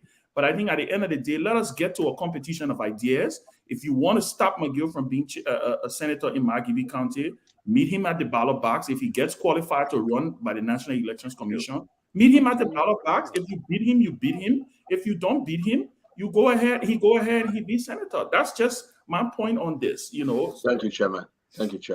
Let me bring in Anthony Yakula. Thank you for joining us. I know you guys have a very busy schedule, but it's a good thing you took off your time to join us tonight. Talk to us, Mariah. Thank you, Honorable. How are you?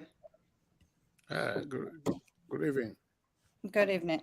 So I have two questions, and I think my first question would be, earlier this year, the media reports that $10,000 was given for the construction of a town hall in District Number 3, specifically Jokwele, and that you and the contractor had some issues around the construction of the town hall, you have claimed that the work was substandard and that they should demolish the town hall, while the contractor claimed that you had asked them for $4,000 in kickback out of the $10,000 that was given. And that issue was reported in the news as well. And in 2018, the county sitting of Bong County put a resolution of $75,000 for the construction of a library. By 2020, you informed the citizens of Bong that the president had donated about 2,000 bags of cement towards that project. And by 2021, about $50,000 was given for that project. But again, the project was stalled because you and the contractor, which was a different contractor this time around, had issues again around accountability and claims and counterclaims on the amount given for the project. In 2021, last year, 3 civil society organizations released a damning report on the mismanagement of the county development funds. Can you tell the people, the public, and your people what's the status of these 2 projects, the town hall in Jokwale as well as the library project? And do you think you had the authority as lawmaker at the time to order the demolition of the town hall projects? What's the status of these projects now, given the claims and counterclaims of mismanagement between you and the 2 different contractors? Thank you very much. I think I said it from the premise of my conversation. I've always stood out for the right thing in Bong County. And then maybe the people who give you the information did not tell you that I wrote the national legislature that I perceive corruption in Bong County, asked for moratorium to be placed on their information. It's in the news. I said media. No, Honorable, Yes, I said media reports. So no people gave me information. Okay, no, but you heard from media, so the media should have given the other side of it that Honorable Marvin Cole wrote the national legislature asking the Senate, the superintendent to come before the legislature because he feel that corruption were massive in the county. So how can this man be avoiding corruption and asking that the superintendent be investigated or the county funds be investigated? But when people felt that Honorable Marvin Cole, it was strange for me to be the only CDC lawmaker and then the CDC superintendent is written to appear before the legislature and ask for moratorium to be placed on the county's account because I believe corruption were there. So somebody just tried to drag my name in the mud. Look, I've said I have built 27 projects outside of government funds, and I can name those projects, 27, and each of them more than around $10,000 to $18,000 outside of Liberia. I've spoken to my friends. Now, somebody telling you a lawmaker came to me for $4,000 kickback. In my mind, it doesn't make sense for me to go to $10,000 project. Now, I went to Banay. My understanding is projects were awarded. And then behind the superintendent compound, the disabled project, when we were talking, I put $10,000 in the county resolution for the disabled home to be built. And it was renovated. I told them it was substandard. I went to Bani, I told them the stuff the guy built, and I told him he should stop. The money did not represent what he was doing. Representative Cole, can we talk about the town hall project? What's the status of those projects now? What's the status of the town hall project in Jokwale? Excuse me, ma'am. I think, please, I told you my responsibility is to provide oversight. And when I went from my eyes seeing, I knew that the monies that were given, that was not the value. And I told him to stop. And those are some of the reasons that led to my letter to the legislature. So some of those projects came to a standstill because moratorium is placed on the county. We have not had county council sitting and nothing have been going on because of the decision somebody like us took. Now the library project that you spoke about, was my idea. I went to the vice president. I said, there is no public library in Bong. We needed to build one. We cost the library at $187,000 United States dollars. That was the cost. And we went to the county council sitting. The county contributed $75,000 and they paid $50,000. The $50,000 foundation was dug, a very huge place, and the $50,000 were exhausted. We do not have money to continue that project. That is the starter of that project. I think LSCC is investigating. But for somebody to tell you Honorable Cole got involved with contractor, and they say Honorable Cole called on the government to investigate. I mean, I don't understand it. People who are corrupt would never sometimes ask for corrupt When investigations. did you call on the government to investigate? Was this before the contractors made the claims that you asked for kickback, or after they made those claims? No, I called right after the monies were given. I decided to do my tour, not only in my district and other places I felt, because on area more than $18,000 were paid, and if you went there, those places I stayed in the bush. When did you Nothing call was for the going on. investigation? Come again, please. When did you call for the investigation? When did you cite the superintendent? I cited the superintendent ever since when I realized that the monies that were paid, the jobs were not done. That was the time when I made that. So when that's what I'm asking. When was this? Was it 2022? Was it 2021? Was it this year? No, it's around 2019 to 2020. So all of the information you're receiving there from 2020 to 2021 and 2022. But I made this call. I think the moratorium being on the county's account almost a year plus now. Okay. You have another question, Mariah? Yes, I do. So my second question is, earlier this year, you had an altercation with award-winning journalist Betty Mbayo, who's now contesting for the vice presidency of FLY, and her husband, medical doctor Moses Mbayo. And the altercation was about you claiming they obstructed your movement because they parked in the way to your house or your fence. And they claimed that you ordered your guys to brutalize them, and they reported the case to the police. And when they went back to the police station after they had gotten on the media to explain their ordeal, you then went to the court and filed a case against them for disorderly conduct and felonious restraint. The case went to court, and when you were called to testify, you mentioned that you had gone into your fence and that you did not order anybody to brutalize them and that they had attacked you instead.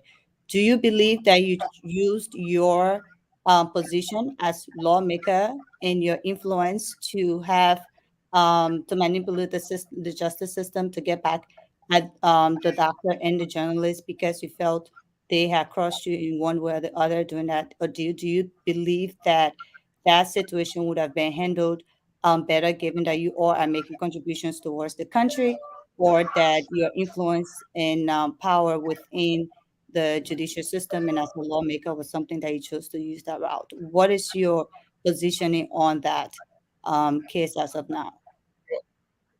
Based on my understanding and my intelligence as a lawmaker, the matter is before the court. And then the judge, the criminal court a judge, asked not to comment on this matter in the public. But I will refer you to the verdict from the magistrate court so that you can read it and see whether it's inconsistent with the law or it is consistent with the law. So all of the matter is in court and you can comment on it, we'll move on. All right, thank you very much. Okay, thank you, Honorable Court. Thank you. Let me go back to Mo Ali to do another round. But thank you. My question. Let me bring in Mo. Mo, go ahead. Thank you. Before I ask my next question, I'd like to clarify a few things.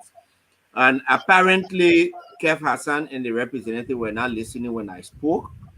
I said from the very beginning, when the sanction was placed and there were people saying those who were sanctioned are not qualified to contest, I said no, there is no Liberian court that has adjudged them to be guilty of any crimes here, and so under our Liberian law they can contest.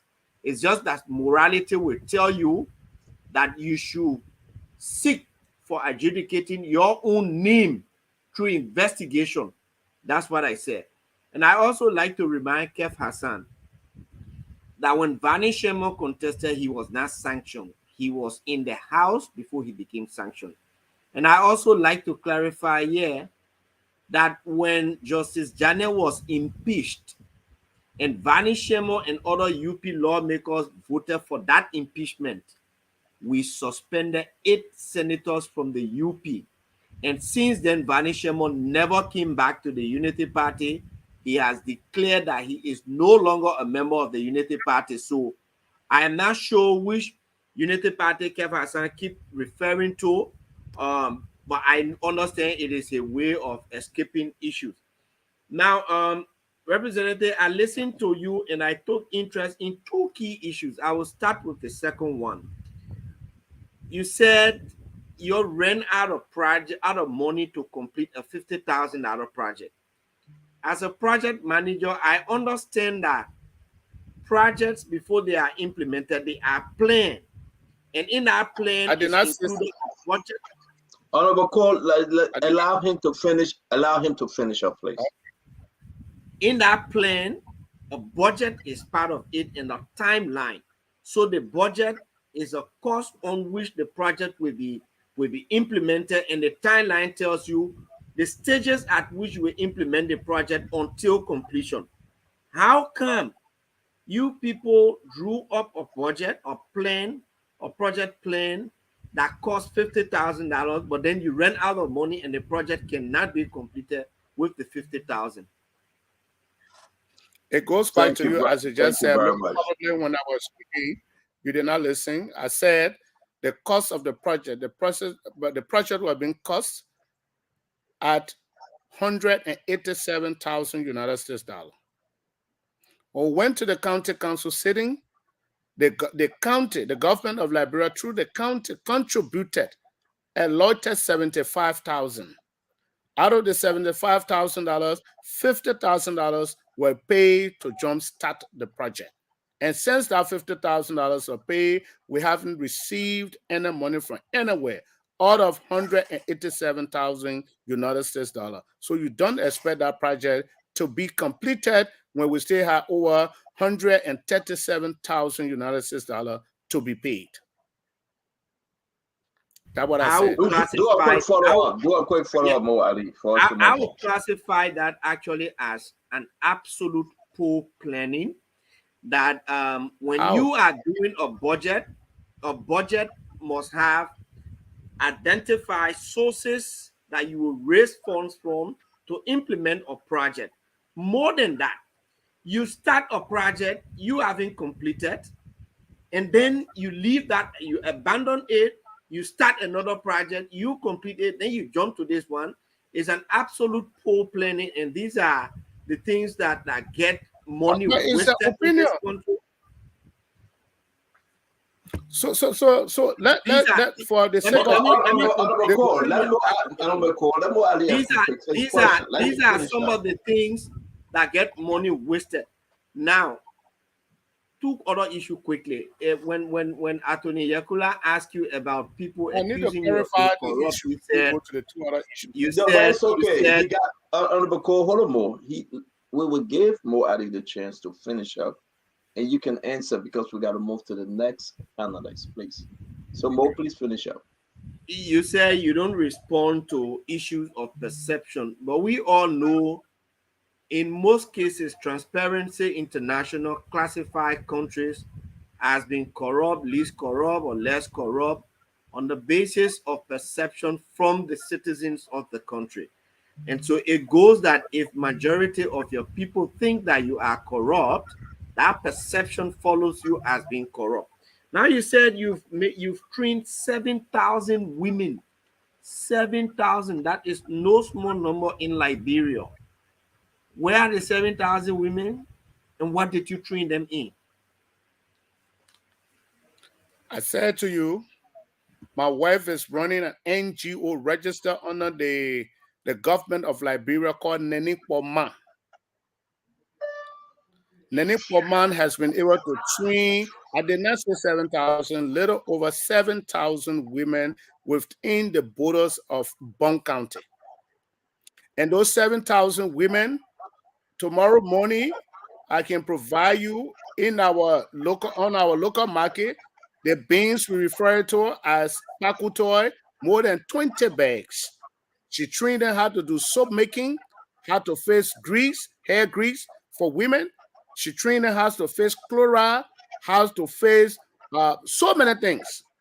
After training them how to face those things and make farm for themselves, we find money and we empower them. We find loan and give it to them. That is the project that my wife is running. That's what I said to you. Got money from outside Liberia for other international sources. And the 7,000 women, we got a lot of footages that we can display for you to see them. We have several programs where people attended and they have seen it. More than 7,000 have been turning up. Thank you And very the thing much, you were saying when Marvin Cole. you talk about poor planning, I want to go back to that. That the projects we abandoned projects, we did not abandon project. Those when you are doing budget, if you identify Mr. Mo Adi to be one of the sources that you're going to get that money from, and then Mr. Mo Adi tells you in the middle of funding your money, look, I expected to help you, but right now I cannot help you. Do you call that poor planning? You don't refer to that as poor planning. Thank you, Marvin Cole. Mariah, just real quick before I go to Kev Hassan. Yeah, just on what he just said. So what was the source of funding for that 100 and something plus thousand project that you guys were anticipating, for which you gave the first 50,000? 187,000. What was the source of funding that you had identified for that project before you gave the first 50K to start? Most time, if you are going to the budget discussions, you have competitions for, when it relates to priority interests of national government. One, we decided that we're going to find money in the national budget.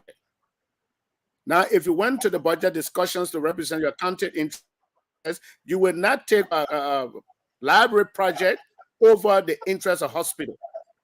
Now they tell you we have $500,000 to give to CB Doma. So either you agree we give the money to CB Doma, or we take $200,000 and give it to you for the library project. If you were in my case as a lawmaker, which one of those projects you would prioritize? So then why you suggested a library project in the first place, knowing there were competing priorities and you wouldn't get the money for it? No. But excuse me. Why would you ask me why I suggested the library project first of all? Well, you're saying your budget has competing priorities. Library project. Let's do this one. Let's do it one at a time. All right, can we go back to your question? Where the money was coming from? He said the budget. He said the budget. All of the money, Honorable Cole, the 187,000. All of it was coming from the budget. 187,000. Let me tell you the sources how we get some of the public funds to fund some of the public projects. Now, under the county arrangement, we have social development that goes to the county. For instance, Bong County gets right now something around 1.8 million.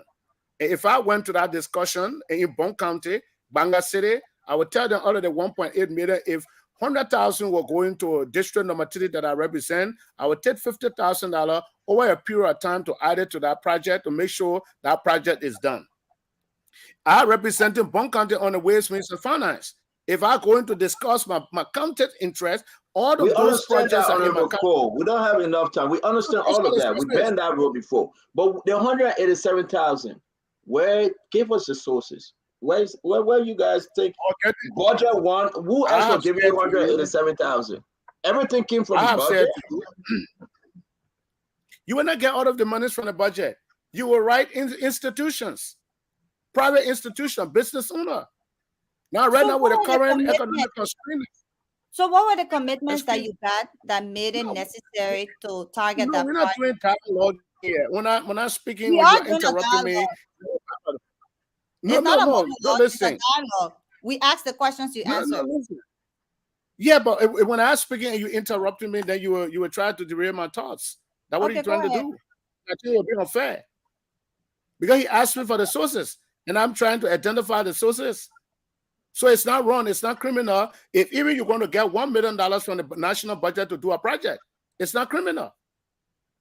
I don't think anybody talked about criminality. We didn't say it was criminal. He asked me, where were you going to get $187,000 from? I just told you we got 2 major sources that we've identified beside individuals that were writing. Under the county gets something around $2 million. Now, if you get that $2 million, from that $2 million, if you went to the county council sitting, you're liable to make sure you get the money you want to get to do your project. If you come to the national budget, that's a different ball game. I brought 5 projects, for example, from Bong County. The 5 projects is inclusive of library, the Bong Technical College, the CB Doma, maybe the Salif Market. And then my colleagues tell me, no, Honorable Cole, we cannot give you all of the monies you want in the national budget. What we can do now, we got $1 million for Bong County, for instance. Okay, the $1 million, what are your priorities? I'm not going to take the library when the hospital does not have money. In as much as the library is important, I would suggest to take the hospital before the library, because we can still go back to the county another day and find money. Some projects that other governments started, you will not just do in your first term, or the project that you will begin, you will finish all in your first term. It doesn't work like that. Even in the great United States, government are continuity. Thank you. All right. Thank you, Honorable Cole. Honorable Cole. Can we Honorable end on Cole. this? Honorable Can we Cole, end- thank you. We about to move from Mariah. Your next Yeah, question, just to I end gotta on let this, him. I Yeah, think what yeah. Honorable Cole is basically saying is that they had not secured funding for these projects, especially the library project. They only secured $75,000 from the county sitting, which they gave $50K. Because everything else you're saying with the budget, that was assuming that you would get it from the budget. But if they can't say, when I get it for health, you decide, then you would choose health over this. So they were not secured funding. When you want to do a road project, you secure the funding for the road project, you do all of your feasibility studies, you secure the funding is secure. Whether one government can, the next come, funding is secure. So in this case, with your library project, what I'm getting Excuse from me, you, please. I'm still speaking. What I'm getting from you is that the funding, the $187,000 was not secured and ready to be put into the project. You guys were anticipating getting it from the budget and getting it from other institutions like private businesses and other ways of getting it. And in that case, thank you, Anthony. You are just Thank you, Anthony. You are doing budgeting. Yeah, You are doing budgeting. Honorable Marvin Cole. Yeah. Allow Mariah to rest, and then you can. I thought she rested. Sorry, Thank sorry you, for sir. the Mariah, you want to finish up? interruption. Yes. So I was just basically saying from what you had explained, and to not keep going in cycles, is that the $187,000 was not secured funding, waiting to be put into the project. You guys were anticipating getting some from the budget and getting some from private businesses, and that did not come through. So now there's no funding for the project to be completed. Am I correct? No, you are not correct. Oh, Your okay. So you budget got is a funding for the projection. project to get completed? Excuse me. You asked me, I said you are not correct. Let me provide you the information. When you are doing budget, the budget is a projection. Now you have sources that you identify that you're going to get the support of your budget. I have Take a for degree. instance, if you are doing, I know how budgets work. You just said they gave you 300,000 and said it's either. but that is the procedure of the budget. So it's not. You are interrupting me. You had the money. You had competing priorities, Honorable. Mariah, let him finish up. Go ahead, Honorable Cole. Finish up, please. I am saying to you, budget is a projection, even at a national level. We are doing 10 roles in Liberia. That is now projected in our national budget. The Kuwait government had decided to commit 100 million. The American government had decided to commit 10 million. The Japanese government had decided to commit 50 million. Now we do our projection on the basis of those information that we get from our partners. After we've passed our national budget execution is ongoing. The Kuwait government called you and tell you, look, we decided to commit $50 million to you, but we cannot give you $50 million because we have constraint. We'll be able to give you $25,000. Are you going to turn your development partner hands to tell them, no, you have to give me the $50 million that you committed? You're not going to do that. So Senator, can I make one quick intervention, please? If you I beg you, we gotta go. Just 30 seconds. I beg you, hold on. Yeah, let him finish up. Please allow me to learn. So finish up, please. Some of those projections, when they are made, for instance, we had COVID-19, an insurgent that were never anticipated to injure our budget projection. So if COVID-19 hits our country, now monies that were intended for other projects, you divert those funds to now a priority needs of the people that now the health of the people to address, not library. Thank you. You can't have some comment, please. I wanted to make one quick. Thank you, Mo. We'll come back to you. Let Kev come in. We please. Honorable Marvin Cole, what happening is the old tricks in the book. Bring distraction from the actual thing we invited you to talk about. They're swaying, they just try to take it out and take it to another corner. So we can tell the Liberian people about the political hypocrisy. That's what they don't want us to talk about. Let's come back to this. I keep going. I heard Mo Ali talking about Fanny Sherman. Oh, we're not part of the UP. He's this, he's that. But he's a opposition. Fanny Sherman is opposition. He with the opposition. And he contesting next year. Where are the outcry from the opposition black? The political leader of the UP, the political leader of the ANC. Where are the outcry on Fanny Sherman not to contest next year election? Can you speak on that on my first question? Thank you very much. I think our former president, Her Excellency, I don't know, Mr. Mo Ali, is she still suspended or member of the UP? She was also suspended.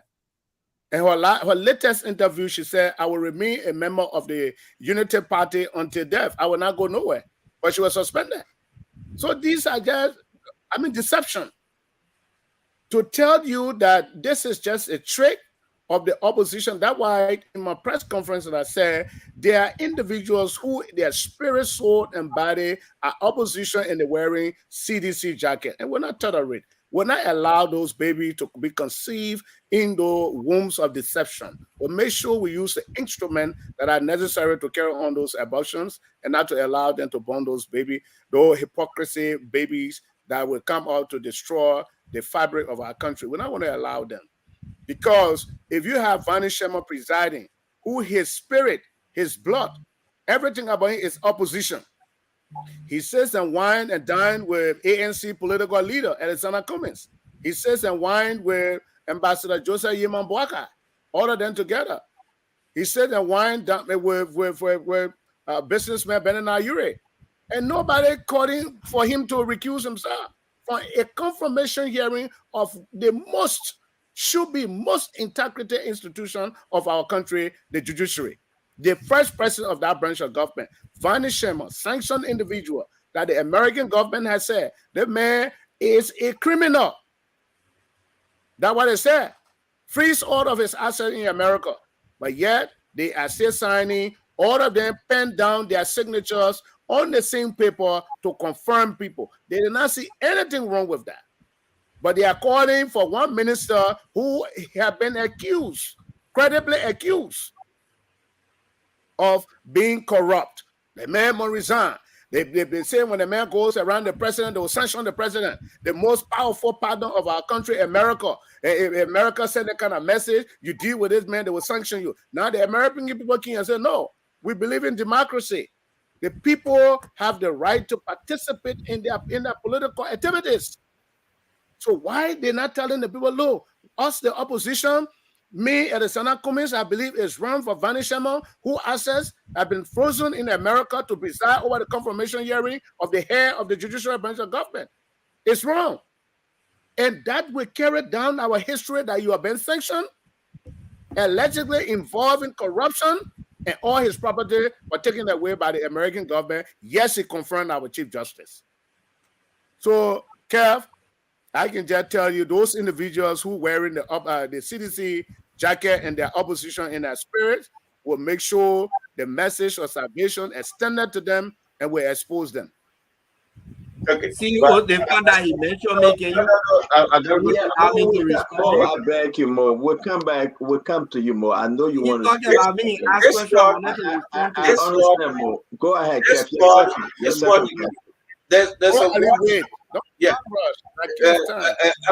Marvin Cole, there's a word going around that don't do business. But he confronting people, and people are lobbying with him to confront their people. It's not that talking about doing and engaging him because he confronting people. He did. The opposition allow him to take his role. He's doing that. He's doing that. nobody in the Senate, no opposition in the Senate said, no, Ronnie Sherman should not be part of the confirmation process. But he is part of the confirmation process. It's not that doing business. He is the head. He's not He part is of the the process. head. He's the head. He's the head. You know. So he's the final arbiter of the report. So when it comes to, he will say, yeah, go ahead. Either he will decide to put that report. He will decide to put that report for that nominee to be confirmed or not. If the head of that committee doesn't agree, no member on that committee can do anything about it. When he says no, they have to lobby with him. They have to confirm it. Let's leave Ronnie Sherman a little bit. Look at the nature, the gravity of the sanction that was placed on businessman Bernard Yuri. All of the press conferences that Ambassador Joseph Yeman Boaka have ever had, he's been aided by this businessman. Have you read the sanction that was placed on him? Kev, you need to take the paper and read it. But the opposition, even when Mo Ali were part of the United Party, in a senior member as Secretary General. For the record, I'm still a member of the UP. No, I said Secretary General. I know you remember. But when you were Secretary General, you and Bernard were still one and done it together. Why he was sanctioned? So you got nothing to talk about sanction here. Just keep quiet and leave the whole sanction issue. Because you have had one sanction man under your arm, parading with him. In fact, you wanted to make him president also. It was in collaboration, right? He was in collaboration. Yeah. Collaboration. He wants to become a political leader of the ALP, of course, in disguise. He wanted to be president of Liberia, and Mo Ali supported that presidency. So he got no moral standing to talk about sanctioned individual in this country. So you need to leave sanction issues here. You need to forget about can I come in? No, okay. All right, guys, listen up, real quick. We still got Sintumani George, Dr. Peabody, Mariah to come with the second. Then we'll come back to you, Mo. We're backing you, please. Let's do it like this. Let's be fair. A lot of statement I understand, Mo. Please write it down. If we all will clarify, that will be a problem. Sintumani and George, please. I like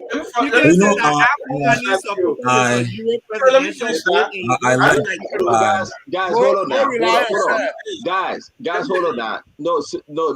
I beg you, Kev. You are already done, please.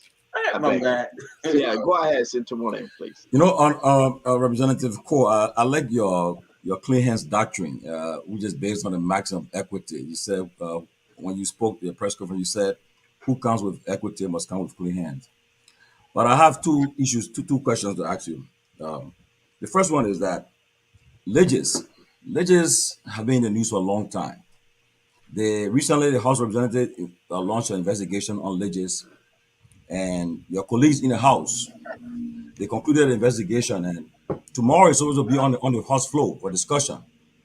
Well, I'm informed that you, the Speaker, and other members of the and the two committees head, Ava Jones and other members who headed that investigation committee, today you met with the Speaker in the office today to manipulate the report tomorrow. Can you please address? First of all, did you meet with the Speaker today in office where the members are called? I think Timothy talked about it last time, not today. Timothy, I think you talked about a few days. Yeah, a few days ago. Few days ago, yeah. Because I think I saw that message as well. I've never. So you guys didn't meet with the Speaker and manipulate the report that coming out on the floor tomorrow? I said I have never. Okay. Can I beg you, Sintumani, can I add to that? Representative Cole. Yeah. While investigation arguments concerning Legis, Wilmer Smith, Lawrence George, the rest of them, have you in any time escorted them in the Speaker's office, have a conference with them while the Speaker was present and other folks? You said I escorted them in the Speaker's office? Have you in any time met with them along with the Speaker? We're not talking about any time. You have never had discussion with them and the Speaker. I was in the Speaker's office when Mr. Lawrence George and Mr. So Wilmot Smith entered. let's get something straight. Hold on 1 minute, Marvin. Hold on 1 minute, because we have some information, but we want you to answer fairly. And I want to give you the chance to be transparent. I'm not going to ask for yes or no. Explain your meeting with Lawrence George, Wilmer Smith, the speaker, in any form or shape. So now you can talk to us. My opinion on the Legis matter was done in open session. At no point in time I've ever had a meeting or conversation inclusive of the speaker, Mr. Wilmot Smith, and Mr. Lawrence George. I was in the speaker's office discussing different matter. When the two individuals enter and they have gone to have conversation with the speaker, you can speak to the speaker. When they enter, I told them, yeah, this is the same legit issue you're about to talk. I was exiting from his office. I never sat in that meeting. What is your position? And sorry to Money Josh, because this Legis thing usually get to me. What's your position on this Legis quagmire? I think there are a lot of mistakes, and we have to be real about it. The whole arrangements, I think, were not proper. One of the issues that I raised with them, I think those individuals, those young people, the guys, the Liberians who the demographic, we should have given them opportunity. And if you are doing that, you do it county by county. Go to Bunker and set up a system there that you'll be able to take at least 2 to 3 weeks or a month to train these guys. I'm not talking about the recent stuff, Honorable Marvin. Let's go back a little bit. Do you still have faith in Wilmot Smith and Lawrence George that they should be running Legis? No. I'm not the one who appointed them to tell you that I don't have Do faith you in stay them. as a representative? As a representative, do you still have faith in them that they should be running Legis? But I said to you, I won't make any comment on that, because if I've had reports indicting, why? Or, if you are speaking to your folks in your district, and they're asking you this question, you were telling you have no comment. You've been in a meeting. No, you've been in a discussion. No, I'm saying to you, you asked me if I still have faith in them to run Legis. Am I correct? You're correct. That's the question. Yes, until otherwise. If I had document that would suggest to me that these guys are incompetent or they are corrupt not to run Legis, I would be one of those that will openly say, I have called officials in this government to resign. But in the absence of documentation that these guys... Marvin Cole, you're saying Marvin Cole, has nothing to prove that these guys are corrupt. Precisely. Okay, my next question. You are the co-chairman on Rules, Order, and Administration, Representative Cole. In May of this year, your colleagues, you were in a meeting with the central bank officials, and you admitted withdrawing $218,000 from the House of Representative funds. Your colleagues wrote the speaker for you to provide clarity on your withdrawing that money. That why the Rules and Order Committee withdrew the money. Can you please speak on this issue? It is. I mean, this is completely elementary. Let me say this to you. Come back. It's completely elementary for anybody to believe that I, Honorable Marvin Cole. Let me say this. I'm on record. If you have any check, carpet that will be produced with my name on it, Honorable J. Marvin Cole, 218,000 United States dollars, I will never ever contest in my life for any elected position. You admitted. You told it. You admitted. No, listen. You said I withdrew it. You said I withdrew it. You said that you said before the central bank. You admitted. How can the police got to know that $280,000 was withdrawn? Ask me what were my comment. You want to ask me what were my comment in that meeting? Yeah, you can provide. You can speak. You have this flow. But you have been impacted that I said I did not. I am saying to you, if you have a copy.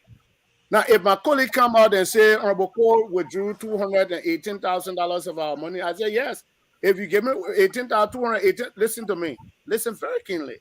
Because I don't want to use some of the words that are not necessary to use on some of our colleagues, and to no disrespect, but everybody don't have the same level of comprehension sometimes when people speaking, more especially the language that all of us try to learn, English. Now, somebody came and accused me that they saw me in the central bank. I've gone there to withdraw $218,000 United States dollar that were for the house. I said, yes, come for the $218,000 check that you gave me that I withdrew. In my pocket, come for it. Because it does not make sense for me to put my name on $218,000 check that for the House of Representatives. So I was just trying to speak to the limitation of the individual who raised that question, or maybe the argument against me. So all of them, some group of lawmakers and say, Honorable Cole say he took $218,000. So if you saw me in the central bank, then I went there to withdraw money. I am saying to you on this platform, whenever you authenticate more than 30,000 United States dollar check placed in my name to the central bank that I went and withdrew for rules order and administration, I will not contest. No, but listen, your colleagues, there's a communication where your colleagues wrote the speaker based on the admittance that 218,000 for stationaries that was withdrawn from the house. Here's the document. Your colleagues wrote the speaker. So what prompted them to write this communication? I'm not the arbiter of this communication. What you need to do, go and ask these individuals who wrote the communication. Listen to me. The House of Representatives is a place of politics. Anybody who wants to be co-chair on rules order and administration can orchestrate any lies against you or perception to oust you from your position. So let's just be quick.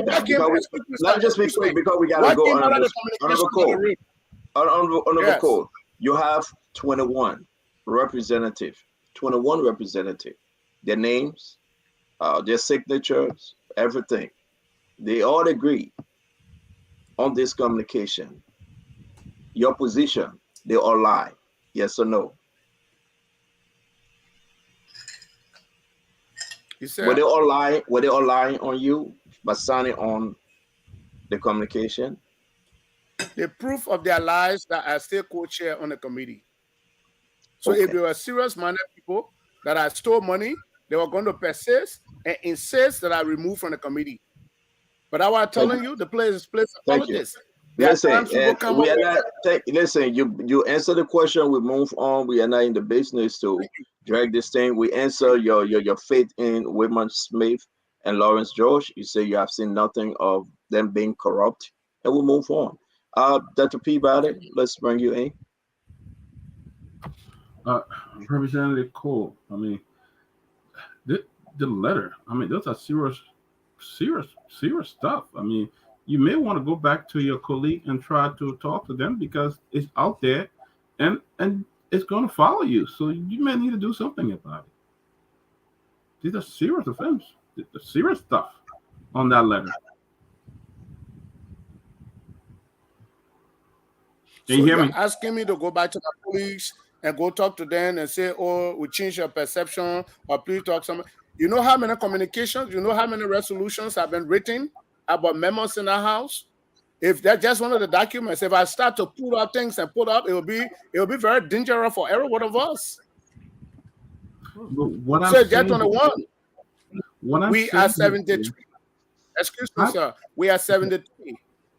To take any decision of such, you must have 2/3, over 38 to 40 or 48.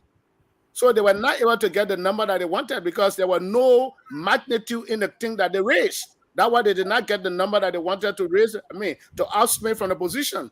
And I said, Thank you, Honorable Cole. Why would it make lies on you? Why would it make real quick, Dr. Peabody, real quick, guys. Let's just come in with we have Mariah, Mo, and Kev. Last question. We gotta move to our other segment, and then we're gonna ask Honorable Cole to excuse us because I got one question for him. I'm sorry, I just came in. I had an emergency. Okay, we'll be discussing the Liberty Party fight between the former political leader Yomli Kanga Lawrence and that of Charlene Bernstein. Dr. Peabody, your one last question on this issue with Honorable Cole, please.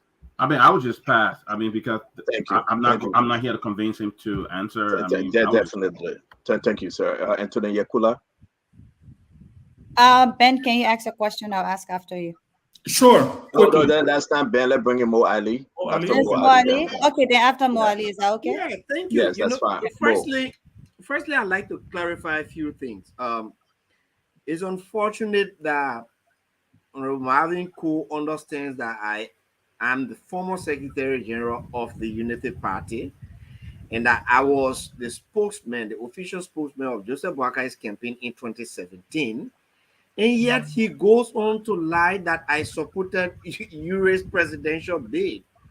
I have never in this country supported any candidate's presidential bid who is not on the UP's ticket. And then, you and your man Kev, you're trying to play around Varnish Shemo thing. I can tell you this. The outcry from the UP for Shemo not to contest is evidenced by the fact that the Unity Party will not feel Varnish Shemo on its ticket. That is plain, simple fact. Now, you do the same to people on your side who are adjudged by the American to be corrupt. The UP will not support Varnish Shemo. The UP will not feel Varnish Shemo on their ticket. You do the same thing by not supporting Nathaniel McGill. The challenge is up to you. And then I hear you and Kev talking about the running behind Varnish Shemo, the opposition people to support, to how you call it, confirm their people. You serious? Who the opposition people that we has appointed? That opposition people will have to go run behind Varnish Shemo to confirm them. But you are not listening. Is that the kind of thought process you bring on the national platform? That opposition people running behind Shemo to confirm their people? I did not say so. No, you and Kevin were talking the thing about. You're talking the thing over the you place. don't listen. You don't listen. You want No, to clarify? not only that I listen, I jot down the points. No, but and so you misrepresented me. About Varnish Shemo, this issue about Varnish Shemo, let's lay it to rest. Because Varnish Shemo is sanctioned by the US, the Unity Party will neither support him nor feed him on their ticket, because he is adjudged by our biggest partner to be corrupt.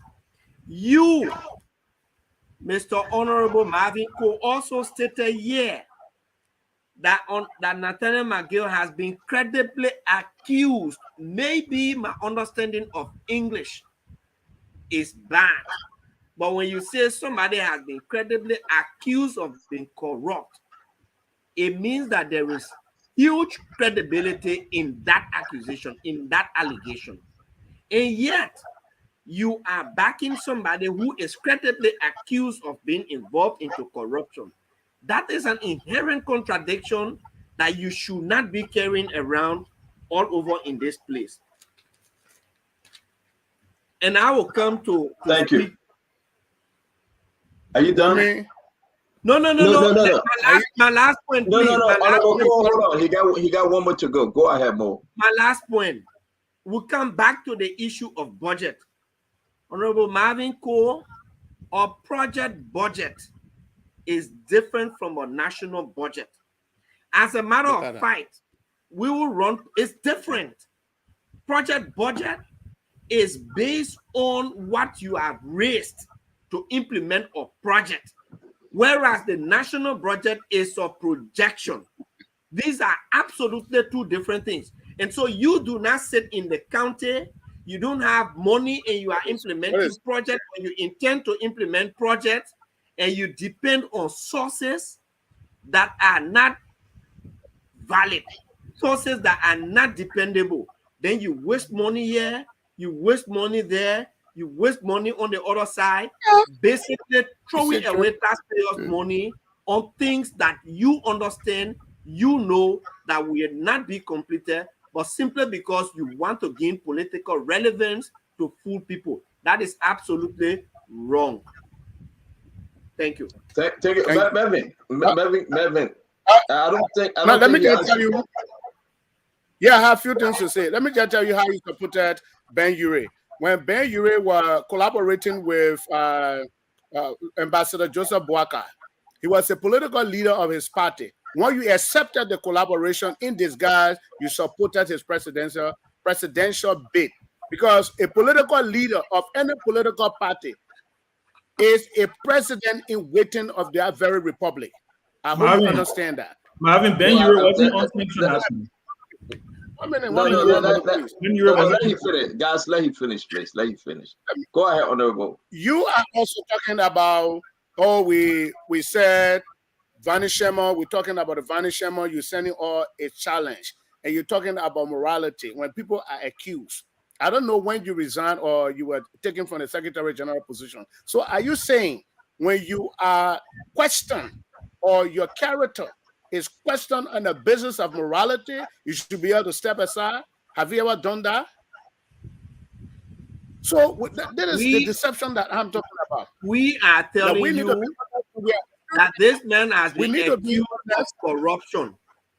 And so no, not corruption. Not carry him. When the issue, please excuse me, you are interrupting me. When you are accused on the basis of morality, corruption is moral. Now they are telling you don't have moral. You mismanage your influence and affluence. So I'm asking you, former Secretary General, on the basis of morality, do you believe in the doctrine of stepping aside when you are questioned on the basis of morality? Yes. Thank you very much. Honorable Cole, thank you very much. We got to go to Mariah, Chairman Ben, because I have to go to the next segment. Mariah, you ready? Go ahead, please. Yes, thank you. Honorable Cole, what is the process for a for a lawmaker being head of a committee, whether in the House where you are? Let's start with that, or the Senate. Can you explain that to some of us who don't know? Yeah, maybe at the level of the Senate, you are voted for. There are statutory committees and there are standing committees. And those committees maybe at the level, let me speak for the House of Representatives, both statutory and standing committees. The heads and members are appointed by the Speaker. And when you are appointed by the Speaker, that Speaker loses jurisdiction over you for or maybe a period of 3 years to serve. Before you are removed from that committee, you must have 2/3 of the members of the House of Representatives to remove you from that committee. So when the individuals decided to say Honorable Marvin Cole to 218,000, the first thing, the rest of the people are saying you're bring copy of the checks. Bring copy of the check. I don't know what my question was about, Honorable. I just asked for the question. I'm telling you. No, Anthony, I'm not saying you that is the procedure to be head of the committee. Okay. The Speaker will have to appoint you. Right. And can you say for the record if it's the same or similar procedure for the Senate? No, I think it is a little bit different. I have the full understanding. The Senate is elected. The Senate is elected. Elected, right? The Senate is elected. Thank you, Ben. And the elect and the removal is also based on votes. On votes, yes. And it's based on majority. Yes, on votes. Mm-hmm. Okay, so the reason I asked that question is because you spoke of Vani Sherman being chairman of this committee. If the CDC, which has influence and control over the Senate, and more lawmakers supporting the CDC than the opposition, why hasn't the CDC used their influence in the Senate to have Vani Sherman kicked out of that position as chair of the committee? That's your party. When you want, let me finish. When you want confirmations, you use your influence to do that. When you want people confirming the Senate, you use your influence to do that.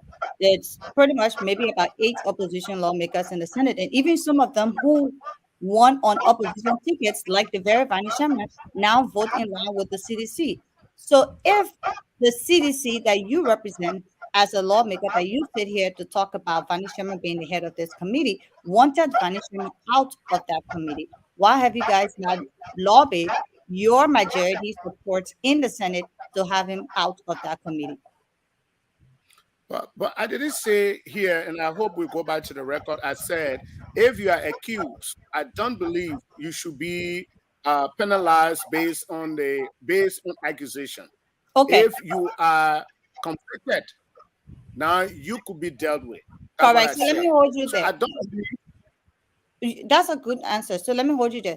So, but then based on that, why are you then saying opposition are dealing with Vani Sherman? when you just said if he's not accused, he should be in that position. Yes, the very You opposition, that you're the talking very opposition, the very opposition saying McGill should not contest, he's a criminal. because they believe, And the opposition believes that you don't have to be convicted by a court for you to not contest or for you to recognize that this person is sanctioned. You say you don't believe that. So then why are you using your standard? If you don't believe that, But let then me why tell do you you what have a problem happened with opposition working with Cameron? Please listen. You asked me. Honorable Cole, speak on that for us to move on. Answer the question. Yeah, let me answer the question. Go ahead, Representative. I am saying to you, the opposition saying Mr. McGill should not contest in my Gibi because he's sanctioned. The very opposition, they are doing business with Vanish Shema. You cannot be saying you don't believe in the thing and then you're dealing with another person. That is my point. Okay, so I get your point, but the point that you're not asking me why the CDC has not used. Okay. You are not saying to me why the CDC has not used her influence to remove Vanish Shema. Is that what you're saying? Yes, but the question you answer that, and my point to you was the CDC does not believe that as soon as you are sanctioned, it means that it is a verdict that will remove you. But the opposition is saying you should not have the opportunity. All right. On one hand, they're saying don't Thank you, Honorable Cole. Mariah, thank you very much. Mariah, real quick, Mariah. Yeah, real quick. So my second question, basically, because I mean that whole thing is going in circles. Representative Cole, have you threatened the life of Representative Cole from Bong County before? You say? Have you threatened the life of Representative Cole of Bong County? And let me give you context. A few months ago, when the carry director was called to the legislature, you and Representative Cole got into literally a altercation. I understand the question. And it was reported that you threatened his life and threatened that you have your men beat him up. Did you threaten the life? I understand the question. I can answer it. I said to Honorable Cole and our team that the House of Representatives, that chamber is meant for intellectual exchanges. It's not a bouncing ground.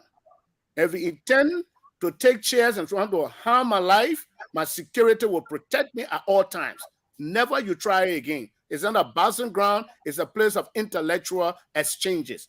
That's my position. I maintain that. So you. Mariah was speaking. Who took her off? She right there. I think Mariah. the camera went off. Mariah.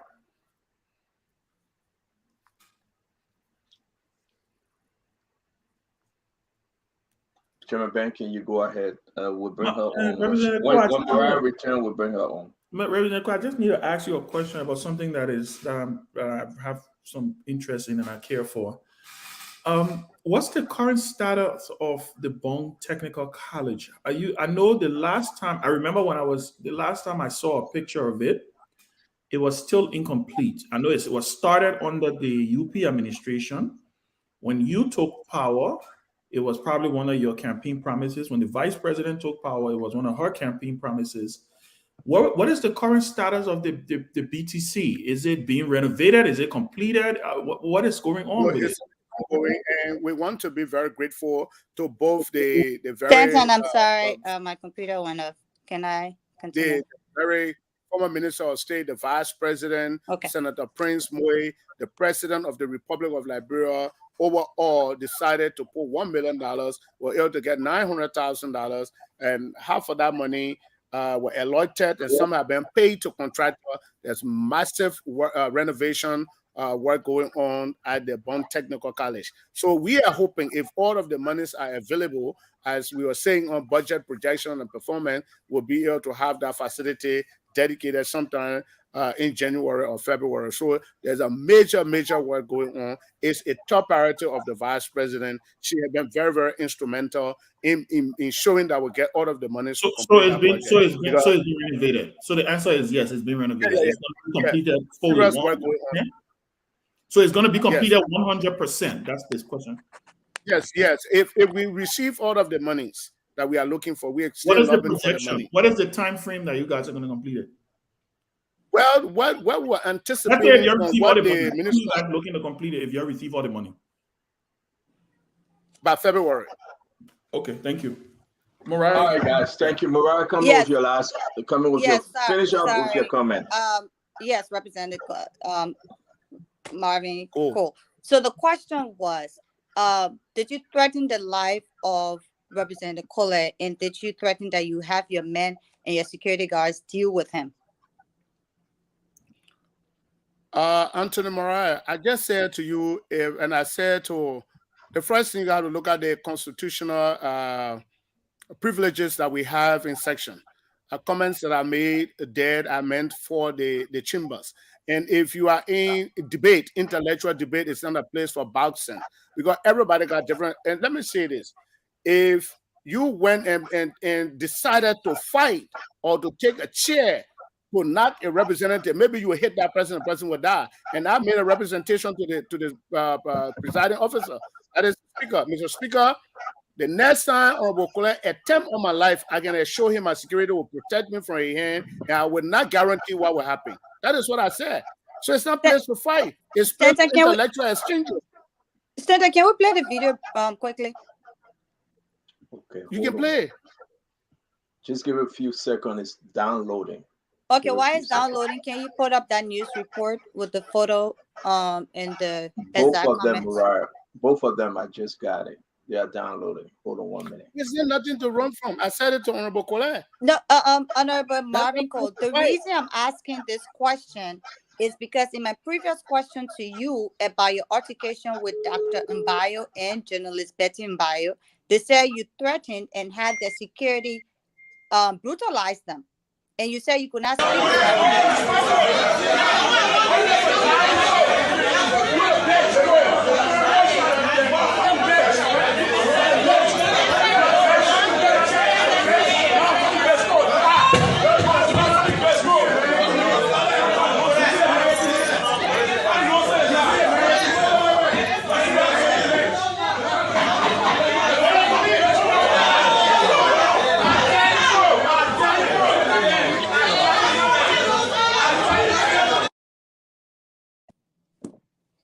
Stanton, can you put the picture up with the exact comments? I want to make a point. But you watch the video, you want me to respond to it? No, just 1 second, you will respond. I'm not playing for karate. The one that's quoting him. You can't fight karate. Honorable, just 1 second.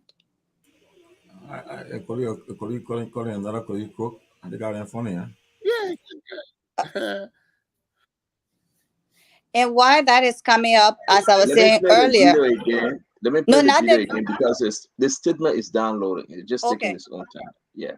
You know that Liberian downloading this thing. Hold on.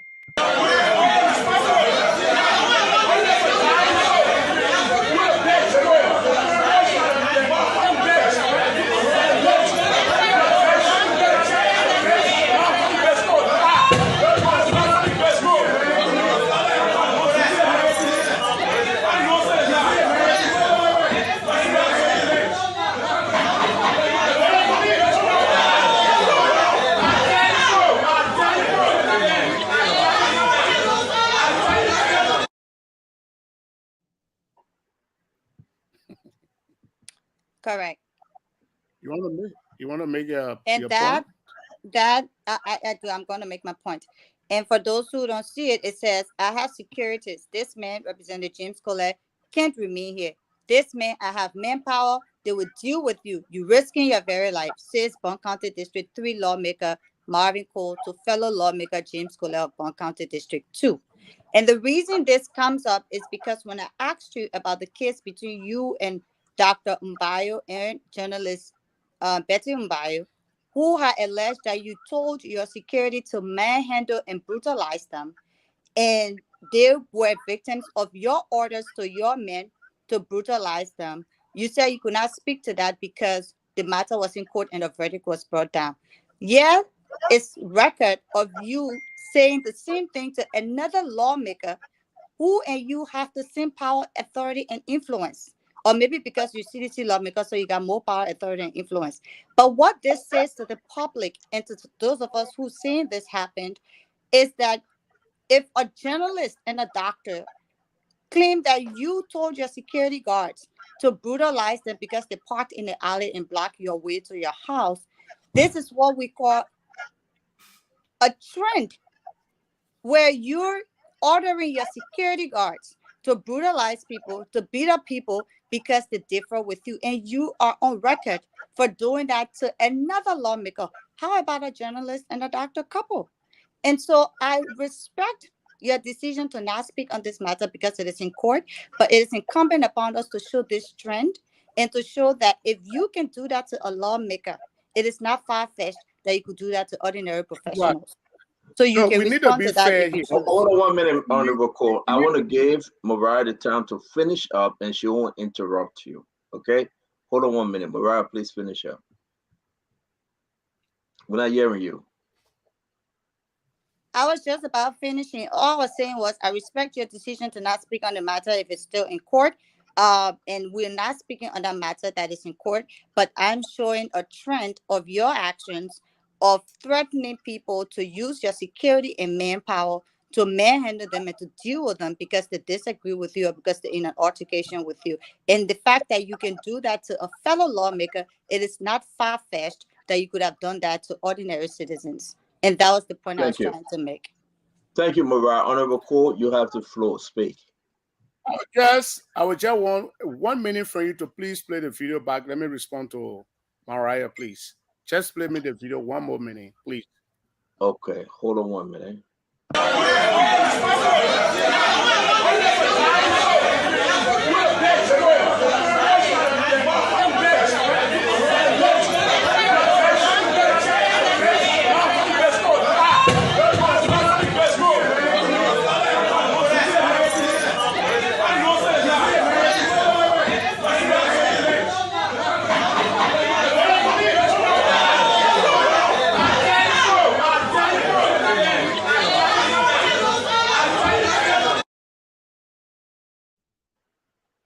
The intent, Madam Antonin, I thought that you wanted the video to be played is to establish that indeed I was the violent person in this video. The footage that you just look at, the video you watched, I was sitting in my seat. Later on, I stood up. Mr. Honorable James Cole walked from his seat almost a minute and walked to me and hit me. Who is the violent person in this place? Now you're trying to portray me as being a violent person. That is the person you try to present to the public. Now somebody leave from there. Nobody controls people what they write.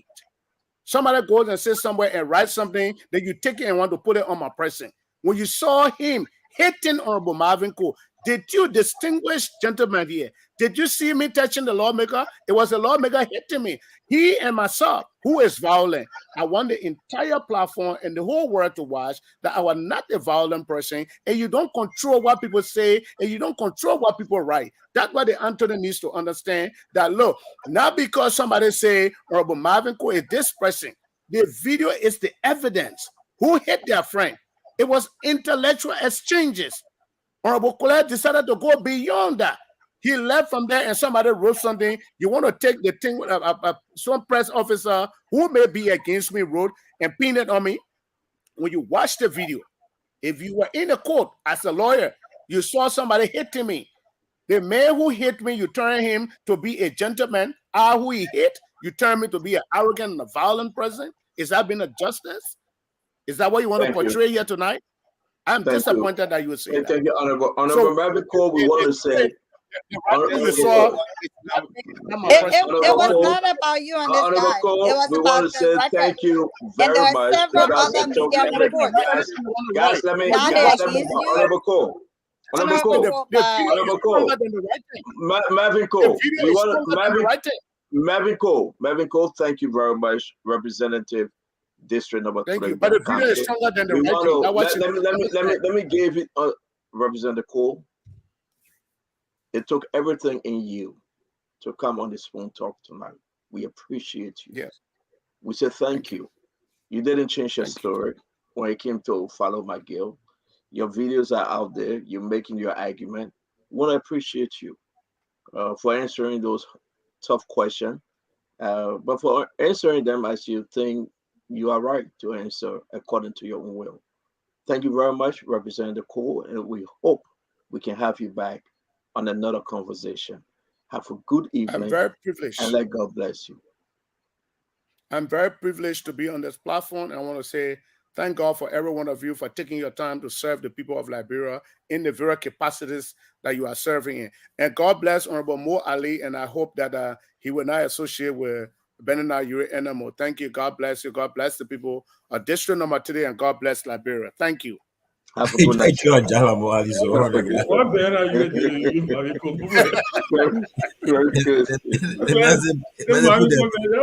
Meze put a on you. No, laughing on you, but you. Not laughing on you. Guys, let's pause for a minute. I beg you guys. It's very important because we got about maybe 25 minutes to go. Yeah. So we have to have this conversation, guys. To me, it is important. We are on this show. We are on the Spoon Talk. We'll now be moving, and I'm wondering why, we're going to bring in Mariah just in and off. She showed face and she went back. We're going to let's talk about this issue between Charlene Bronskin, the daughter of Charles Bronskin, Councillor Bronskin, and the former political leader, Yombli Kanga Lawrence. I am shocked. And everybody in Liberia was taught that a former political leader will be supporting the daughter of Councillor Bronskin. I am deeply concerned that when Councillor Bronskin took the hands of the former political leader, Senator Yombli Kanga Lawrence, she should have at least thought of reciprocating the same to his daughter. I'm deeply concerned. So I want Liberians to listen to me out there. And want to say thank you guys for joining us. Make your argument, make your case. Charlie have declared, and she seeks the support of Musa Bility CPP that is headed by Mr. Cummings.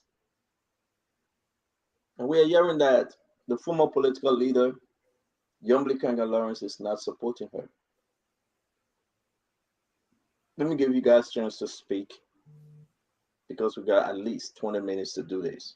Please ask questions, give us your honest opinion, and let's have some very, very serious conversation. When Musa Bility posted this morning on Facebook, a lot of folks, including the Uris, Bernard Uri, our old man, Mr. Uri, his daughter Tilia Uri, seem like they are all supporting Charlie Bronskin. How did we come here, Chairman? I will give you 2 minutes for you to lay this out. Then we'll move on to the rest of the team. Thank you. I am today has been a very difficult day for me. Some of the things that I have heard, some of the things that I have seen, some of the comments that I have read, some of the messages that I have received and I have seen, I think it has brought a lot of people, it has pushed a lot of people to a level that they never expected that we would have reached. I think if you notice, I even made a post today, and I made it very clear. The Liberty Party is not perfect. We're not a perfect party. The partisans of the Liberty Party, those who are in leadership, those who were in leadership, former, current, past, future, whatever, they're not perfect. But one of the things that I know the LP had always aspired for was to become a party of not, was to get away from the era of party of big men and big women.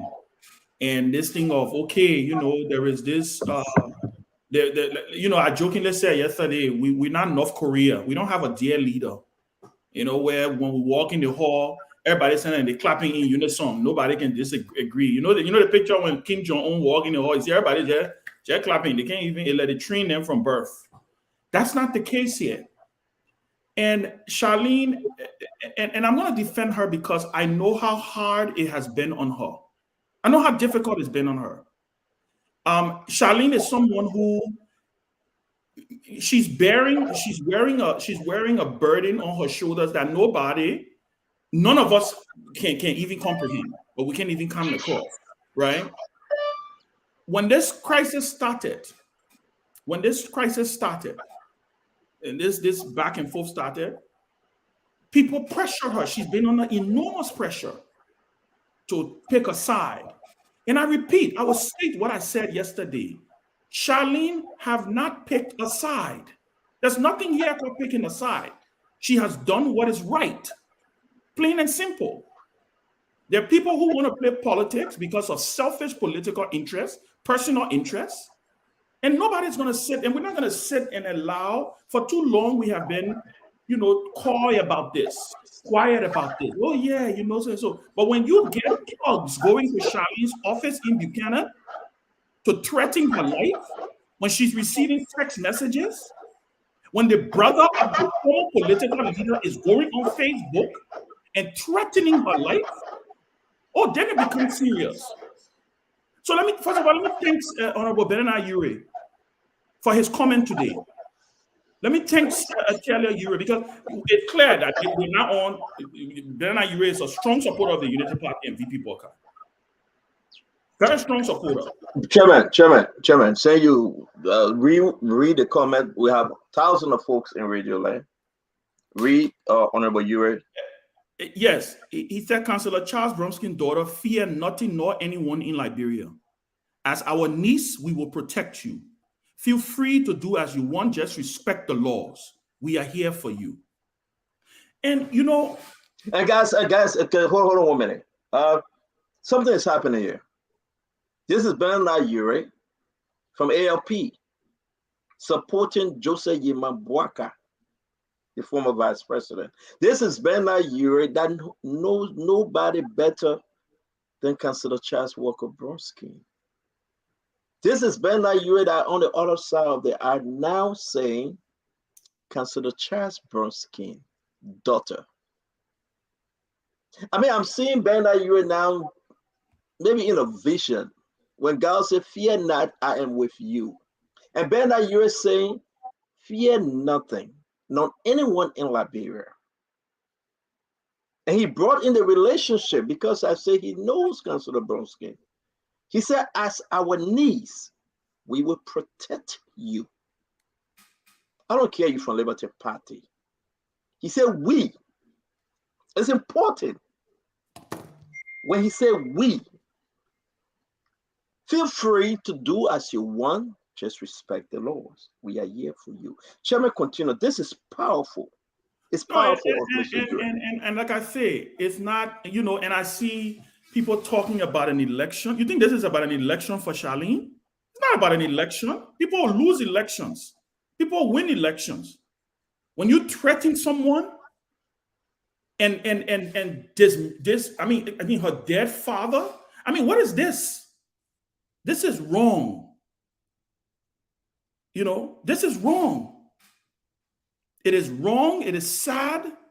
I'm ashamed.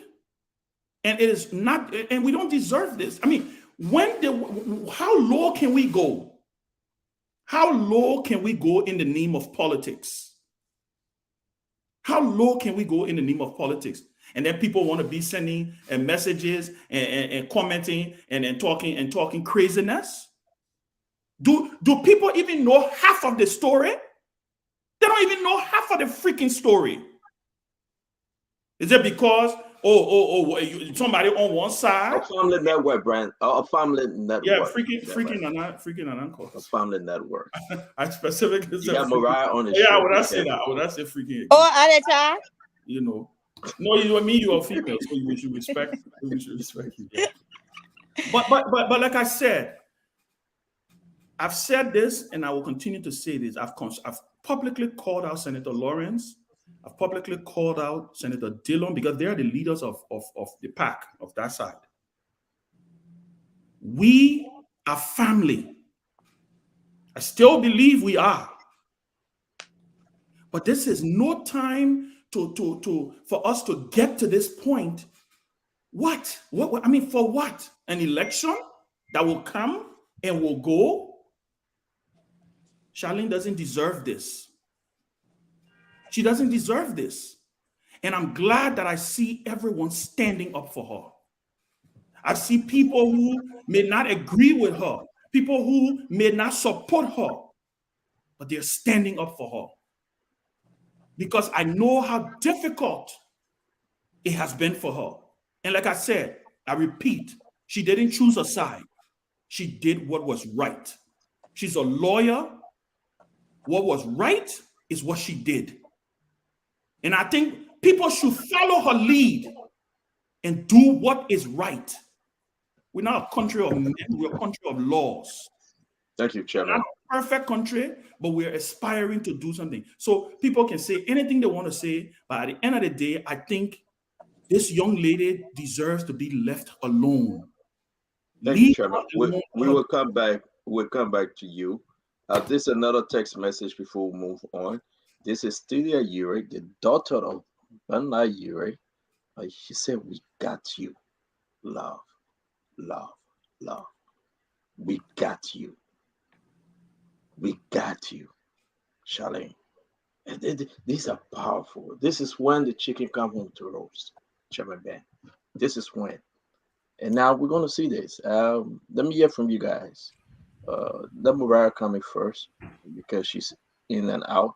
Why she here now?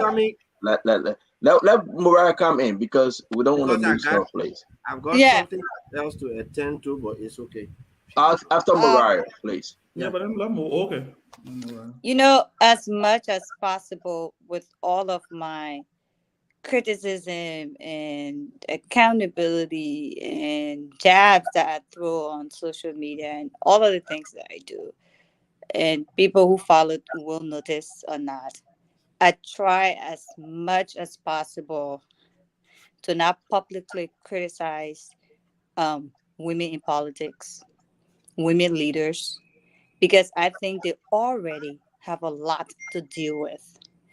And so for me, my bias is to assume good intent, is to not go at women leaders or women in politics like I do with men, and I can admit that bias. But I think it is important, given what has happened in the last few days, to say this publicly in utmost respect to Senator Lawrence, especially given the attacks that Charlene has come under. You know, Ben noted Senator Dillon as well, but for me, Dillon has changed from the light to jack-o'-lantern, so I don't have any expectations of him. But I think Senator Lawrence missed an opportunity to show leadership, especially yesterday when she appeared on the show with Mo Ali and Tam on the UP show. And I listened to that show afterwards, and I do try to listen to most things. And I was a bit disappointed that Senator Lawrence did not take the opportunity when asked the question about Charlene seeking to contest on the CPP ticket, which most people have seen and taken as her taking side in the LP saga. Senator Lawrence could have taken that opportunity to also call off the attacks on Charlene for her decision. And I don't remember her doing that.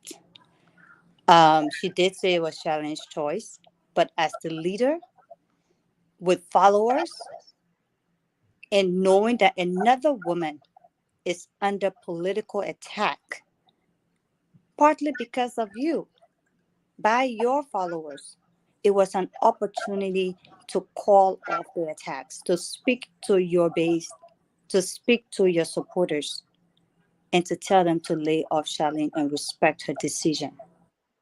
What I did see was Senator Lawrence explaining an interaction with she and Charlene on Saturday that came across as though Charlene betrayed her because she spoke about how Charlene kissed her and told her she loved her and that she was a mentor.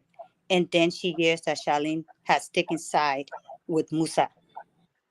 And that could only fuel the rhetorics and the attacks that even became more pronounced today against Charlene. And I think that was a missed opportunity. And I hope that Senator Lawrence can take that and use this opportunity that has now presented itself again to call off, whether it's her brother, whether it's her supporters, people known to be in her camp, to call off the attacks on Charlene, because she does not deserve this. As women in politics, we come under a lot from your male gender, and we cannot be seen to be enabling, endorsing, or just being quiet when other women are under such attack, especially by our supporters. And I think there's an opportunity for Charlene and Senator Lawrence, for Senator Lawrence to do that, because she and Charlene, I believe, have a good relationship. And I believe they've had a good relationship. And I don't think politics, no matter how much we disagree, should get to a point where we destroy these relationships and watch other people get destroyed by our supporters. So, like I told Charlene today, we got you. Your influence, your value is well known, and you got this. People can say it comes with the territory, but you got an army behind you, and we'll support you, and you get through that. But I think it's sad, it's unnecessary, and the attacks against Charlene should stop. Thank you, Mariah. Mo Ali. Thank you. I will not attempt to go between Councillor Bromskin, Charlene Bromskin, and the political leader of the Liberty Party. I spoke with Senator Yumdi Lawrence when the show was on tonight at around 8:33 p.m. And her precise comment to me is that Mo, tell the people I have absolutely no issue with Charlene. We have absolutely no problem, she and I. We are good friends. And she is a member of the Liberty Party. And she has the freedom to do what she wants to do. I'm just taken aback that we are making it to look like there is a war between Councillor Charlene Bromskin and Senator Yumbi Kanga Lawrence. Did she say that yesterday when you were interviewing her, Mo Ali? Did she say what? What you just said, the message she just gave you. Did she say that yesterday? She said that openly when I interviewed her. She said that yesterday? She said that openly. She said what you just said? I am repeating what she said last night and what she said to me tonight. What she said on the show last night. Did she speak out? Did she speak out against those folks that went after Charlene? I'm coming. So I cannot, like many other people, I have not gone on Facebook. I have not seen attacks against the person of Councillor Charlene Bromskin, not denying that it is not happening.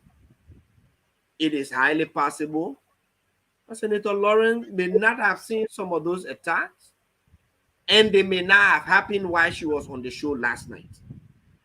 And so I don't want us to all make day she have not seen it. All day she have not heard it. She have not responded. I said she have not responded since after 24 hours to the attack. Listen, you're speaking in the tune of Senator Yombly Kanga Lawrence, the former political leader. That's why I'm asking you. No, and definitely the political leader of the Liberty Party. Don't go there yet. Let's stick on what we're talking about now. I know you were That's talking what about I'm the former saying. political leader. I am saying it is possible she may not have seen them because I'm not certain with the tone she spoke with. And even when we had a conversation tonight at 8:33 p.m. when this show was on, I particularly asked her again the same question I asked her. And she said, Mo, Charlie and I have absolutely no beef. We will not have any beef.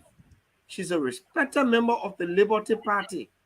And she, as an independent person or lawyer, can choose to do what she feels is in her best interest.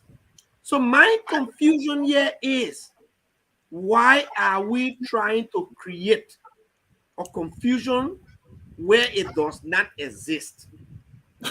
You know something more? Let me say something to you.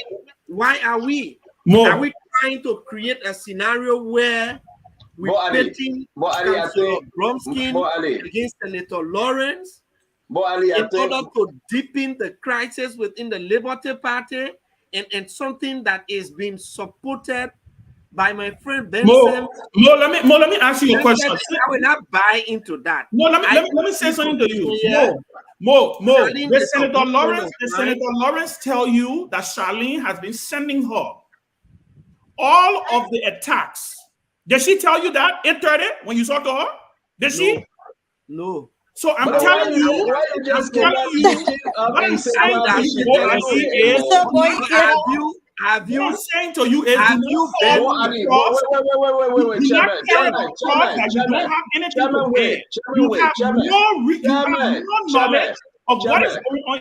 Chairman, wait. Let's give Mo Ali the chance to pause. We want the folks to understand us. Mo Ali, I will allow Ben Senvi to ask the question again. Because one of you. No, I'm not saying we allow Ben Senvi to go home. Exactly. Because you need to answer. You said probably. You know why I'm going on with my renting. Let me tell you why I'm going on my renting. It's because of you guys in the Unity Party, your hypocrisy. This very Liberty Party that you're all of a sudden in love with, this Yomli Kanga Lawrence and this Dillon, all of you're in love with, right? It's because of politics. This young woman, life is being threatened. Thugs were sent to her office today, threatening to kill her. The brother of Senator Lawrence. What's the brother's name? On Facebook, talking down and threatening Charlene. Y'all stop. Y'all need to stop this. Can I come in now? What y'all need to do, no, let me finish. What the Unity Party needs to do is to stay out of the Liberty Party's issue. Because you know what? When you have your internal issues, no one put their mouths in it. When you expel Women Pay, nobody talk about it. When you expel Ellen, nobody talked about it. All of a sudden, you guys are now extension of supposedly this Liberty Party. Y'all need to stop. If VP Boyka wants to pick Senator Lawrence, that is his choice. He has the sole authority to pick who he wants to pick as vice president. Nobody's going to fight her. But this notion that we're playing politics with people's lives is wrong. And I will say it again. And I know Senator Lawrence is listening. I know Dillon is listening. So I'm speaking to the two of them. How are you taking into consideration? So let me say something. So hold on 1 minute, Chairman. Chairman, let me say something. Mo Ali. I got to come in now. Mo Ali, hold on 1 minute. Let me say this. Mo Ali, and we all young, we all are friends. I know the other guys will speak. But can you ask Senator Yombly now, knowing everything she knows so far, to denounce the action of those folks? Hold on, Chairman Ben. Mo Ali. Oh, but y'all issue a statement for the Ben. Hold on 1 minute. Hold on, Ben. Can you ask the former? No, it's not a laughing matter, though. It's not. It's not funny at all. Can you ask when the three of you are done, then I will respond to all three of you. Yeah, I beg you guys. Let's give more a chance. Mo Ali, can you ask the former political leader? Can you ask the former political leader of the Liberty Party, Senator Yombly Kanga Lawrence, to denounce the action of those talks that attacked Charlene's office, can you ask her to do so? Open it in a statement or by way of a press statement? Can you ask her to do so? CEO, you finished with your question? I'm asking you. Can you ask her openly to do so? No, before I answer your question, I need to respond to Ben. Yeah, can you answer my question? Answer my question and go to Ben. Answer my question and you go to Ben. Can you ask her to do so? So I will say this. Right? Charlene being a good friend of mine, even me, if I am aware of attacks on her or her person or at her office, I sit on this show to condemn such acts. You just saw it. We put it up. Condemn it. I sit on this show to condemn such acts. I will condemn it in the strongest term. Now back to Ben. No, you didn't answer the question. You didn't answer the question. Hello. Mo Ali, please. My question was direct. Can you ask the former political leader of Liberty Party, Senator Yombly Kanga Lawrence, to denounce this openly for the Liberian people on your She called you. You spoke to her at 8:30. Talk to her. Can you ask her openly to do that now? Stanton. Mo. The fact that no, you're not going to. You called my name. I said Mo. No. You called Stanton. You said Stanton. I said Mo. Come on. No, but you said Stanton, and I said Mo. You don't want me to tell them. Keep quiet. No, don't get in the feeling. Answer the question. The fact that I can sit on this show and condemn any open attack on Councillor Charlene Bromskin means that any other well-meaning Liberian, not only Senator Yombly Kanga Lauren, should condemn it. Even that you can say it's straight. Even that you can say it's straight, Mo. This is the hypocrisy I'm talking about. Now, Ben, you will give me chance. Ben, give me chance. No, you know what, Mo? Ben, you will give me chance. I'm not gonna give you chance. Ben, you will give me chance. Ben, y'all need to stay out of this. You will give me chance. If y'all can't help, y'all don't help. Y'all don't hurt. Ben, give me some chance. Y'all love LP and y'all love Bromskin legacy. Ben, give me some chance. Give me chance. This is the Bromskin you more than you saw Bob Gray. Every morning you woke up, you reminded him. Y'all harsh, man. Y'all Unity Party people all over this thing. Leave us alone. It's not funny, Mo. I know what's funny. It is funny. No, it's not. Somebody's life is at risk and you laughing. You laughing? Following the law. It is funny, Mariah. It is funny. No, it's not. No, it is not funny. No, it is not funny. It is not funny. There's nothing about violence against a person that is funny. Especially in politics. What's it funny? What's it funny? Very funny. Now, what's it funny? Ben, let me tell you. When you don't put me in situation, I can't handle it. These are the things the Liberian people will not accept. Yombly Kanga Lawrence, the senator of Grand Bassa County, the former political leader of Liberty Party, should condemn these things. Charlene Bromskin, I don't even want to read it. Please don't. Because I will not read it. I will give this no. Listen, this is wrong. And for you to have the gentleman by the name, and I will call his name, I'm sorry, folks. The gentleman by the name of, let me pronounce this name better, please. I beg, forgive me if I miss it. The Gamode Kanga. That's her brother. That's the political brother. Yombly Kanga Lawrence brother. Can she deny her brother? You know this thing more. Her brother. Can she denounce them? Stanton, you are not going to pin me down to say what you want to hear. I don't want you to say what I want to say. I want you to say what is right. No, you don't want. You don't tell me what to do. I wanted you to say what is right. Mariah, I know you've been wanting to say this thing on the national media. You put me in situation. Go ahead, my sister, talking. Benjamin Senvi, Benjamin Senvi. Mo, you came from on the show and you were rocking around the show. Y'all stay on a Liberty Party issue. Y'all stay on a Liberty Party issue. No, we're not involved in Liberty Party. Yes, you are. Your issue is sanctions. You have to give Mo Ali the chance to speak. That mean for you situation. I said when you are in that situation, was it funny? Yeah, look, CDC, I'll stop that. No problem. I want a problem. All right, give me some chance. Was it funny? Let me laugh. Yeah, but somebody like let me say this. Ben, you will give me chance. I will talk my thing before. You will give me chance. Man. All right, I will correct you. In the first place, the Unity Party did Are you speaking officially on behalf of the Unity Party? I gotta protect more, man. Is he speaking on behalf of the Unity Party? Yes or no? The Unity Party, when the Unity Party removed Chairman Pay, I was spokesman of the Unity Party. We did not expel Chairman Pay. Chairman Pay resigned. And you, Ben Senvi, sit on this show and say that you have never interfered with the affairs of the Unity Party.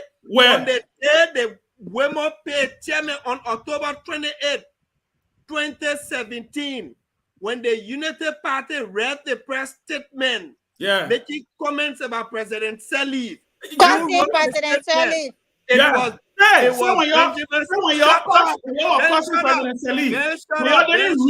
when y'all did not read, I will correct you. When y'all didn't read the press statement that we gave y'all to read, and y'all went and wrote your own press statement in VP White House for false. Ben, what you want to talk? Your boss it. The secret. Y'all want to talk? We'll talk. You're talking. It coming up. We listening. Benjamin Assembly was sitting on the right hand. Yeah, because y'all went and wrote different statement. Y'all went and wrote a different statement. We gotta read this, guys. No, Ali, we gotta read this. No, we'll come to that. We'll come to that.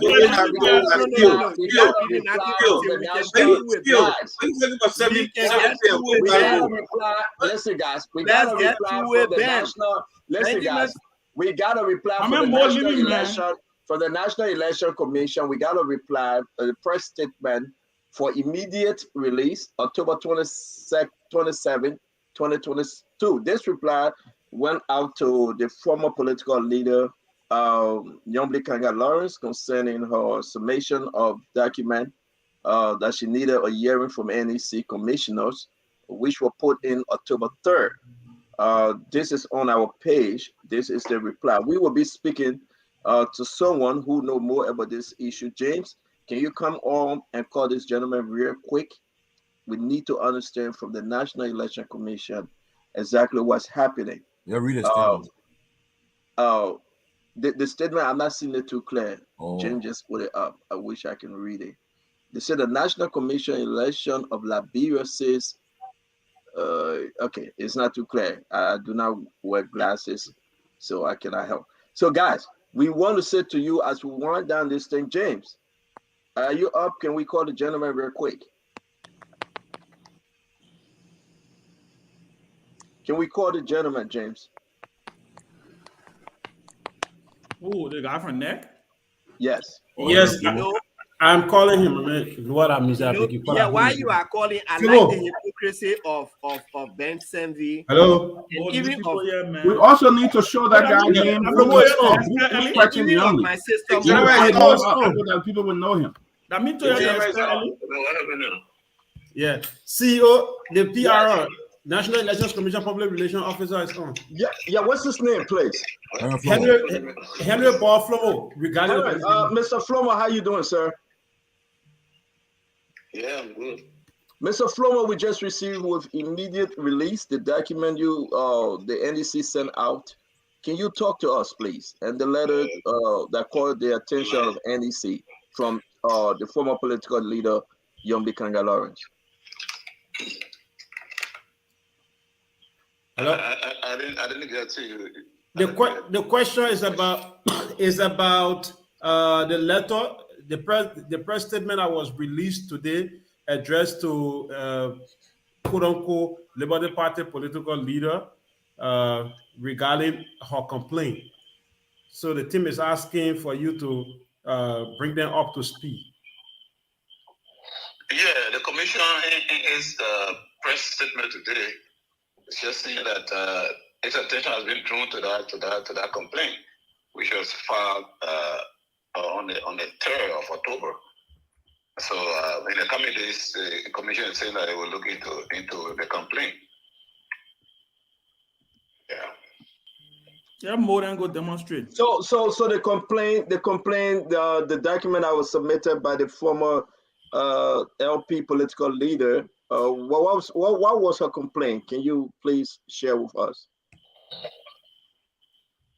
Well, I don't have the detail of the counts in the complaint, but obviously it borders around the Constitution of Liberty Party.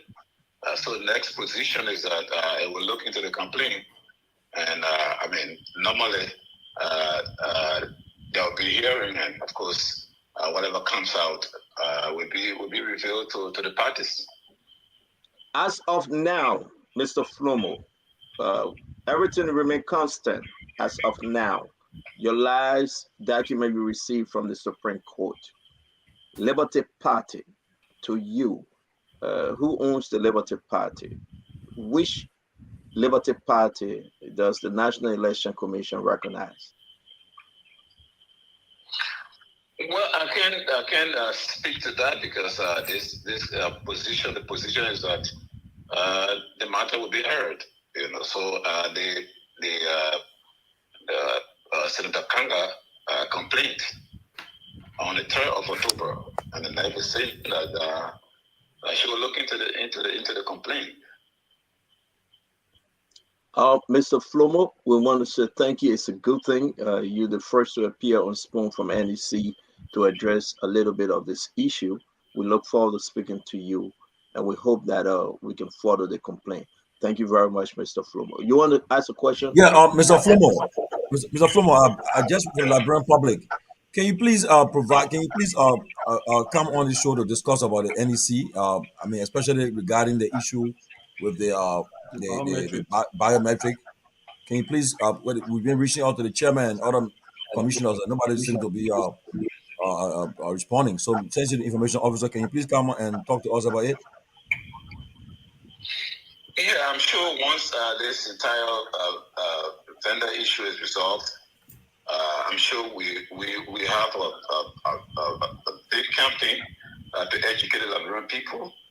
So yes, our training session, our CBE session, our operation session, every one is prepared, but we go step by step. So rest assured, we'll make sure that we educate the Liberian people so that, because we are migrating from OMR to biometric.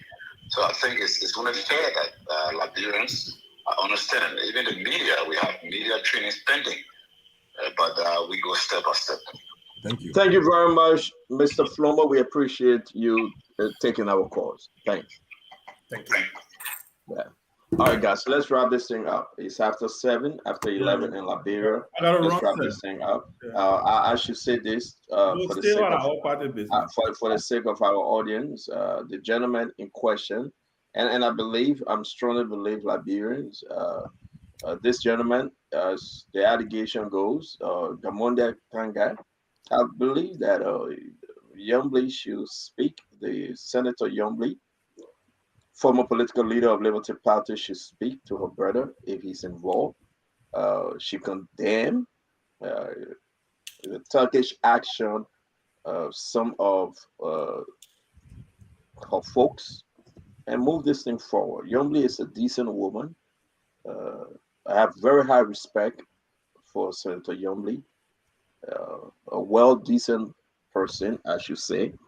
From where I sit, I know Senator Yombly, and she would do the right thing. So in this light, I hope she can condemn, if she chooses to support Charlene Brunskin or not, but she should condemn, because we need to protect each and every one Liberian, whether they're against or they are for our political desire. So we really, really want to say shame on to this guy, Gamuda Kanga. Shame on him. And he should do the right thing. Liberty Party belongs to all Liberians, all Bazorians, all Nimbadians. And we should move on with this. So let's wrap this thing up and let's move on, guys. Sintumal and George, can you do your closing? Well, first of all, we'll start with the lawmaker. I pray and hope that uh, we have more opportunities to engage the lawmakers, especially they're all running for re-election. And most of the questions asked today to Representative Cole, he just didn't answer the question, especially question regarding issues of corruption or so, especially the figures we were talking about the stationery for this House of Representatives and also the issue about the religious report. But again, again, Liberian people are listening, and at the end of the day, they will make the decision at the appropriate time in the next 347 days. So we're waiting for that time. But on the issue of Liberty Party, I'm happy that the NEC have seized control of this matter, and I pray and hope that they can hurriedly adjudicate this issue and put it to rest and decide once and for all uh, who is the legitimate Liberty Party. As of now, we really recognize the chairmanship of Hassan Musa Berete. The last time we heard from the court, he was the one. They were the ones who decided made a decision that he is the legitimate chairman. So I know after the NEC, perhaps the Liberty Party will take an appeal to the Supreme Court. I know, and I pray the Supreme Court will also not waste time, but will put the case to rest so that the Liberty Party can be free from the public outcry. Because every day Liberty Party, UP, and all this stuff they are doing is not helpful for the opposition community. As independent, we are independent. We are watching. You seem to care more for the We are opposition. we are watching and monitoring the process. So we pray and hope that they will be resolved as soon as possible. So we're looking forward to that. Thank you very much, Sintumal and George. We appreciate it, man. Kev Hassan. See, I would disagree with you, but ending the show so early. I don't think you should be ending the show. Our people are here. I want to listen to the show. So you ending the show so early. That's not good. The guys that were actually pleading their case. So we should give. We're going to knock those more. Okay, we'll go prepare. Come on. We need to give them time. But one thing I will commend my panelists. I will commend you guys that Mariah had a time to ask a question to the lawmaker without interrupted. That to say, hey, that you alone asked the same question. So I'll commend you guys for that. She asked the question. I hope we're happy on the other side. We should have the same thing. So thank you guys for that. Let me give that to Peabody. I'm finished it, my man. Oh, finish it. I'm not finished it, my man. Let me say this. The tape that were played by Mariah, it was clear that the lawmaker Marvin Cole was hit first. It's there. Clear, we can see that. But there was no Yeke Koluba tape. Everything that the chief of staff was talking about. In the house, there were more fighting on Yeke, on my brother Mo Ali. You march with Vani Shaman. My brother, you march with Vani Shaman. When he were accused, or I would say by the global witness, you march with him when he was the Unity Party chairman. You march with him. You stood with Vani Shaman. And you're saying something else. So I think that's what some of the things that you're not consistent on. Let me go to the Shalim Bromsky. I will commend the URI for standing up. I will commend them for standing up. You know, I had the opportunity when I went to Liberia to talk with Charlene. All she wanted for the Liberty Party to unite. We had discussion. Then you were there. We had discussion. All she wanted for the Liberty Party to unite, but to see the thuggish life from those from the other side call themselves supporters of the Unity Party attacking this woman. I think Senator Yomli Kanga is going in so many hours now, maybe 24 hours will be tomorrow. Nothing. Her brother, Theo, her brother. She know that she ready. We are coming with statements. We have Joe Buckeye condemning that. Shows the intent, the intention to go against Charlene. The thuggish life from those guys should be condemned. Should be condemned. And I'm glad that I'm glad our show people condemn it. But I think that Charlene deserves respect. It's all she wanted to unite the Liberty Party. So the talk from the Unity Party and the silence of Joe Buckeye and Yombly shows intent. It shows that they're in the know of everything that's going on. They're supporting it. Thank you very much, Kev. Thank you very much. Dr. Peabody?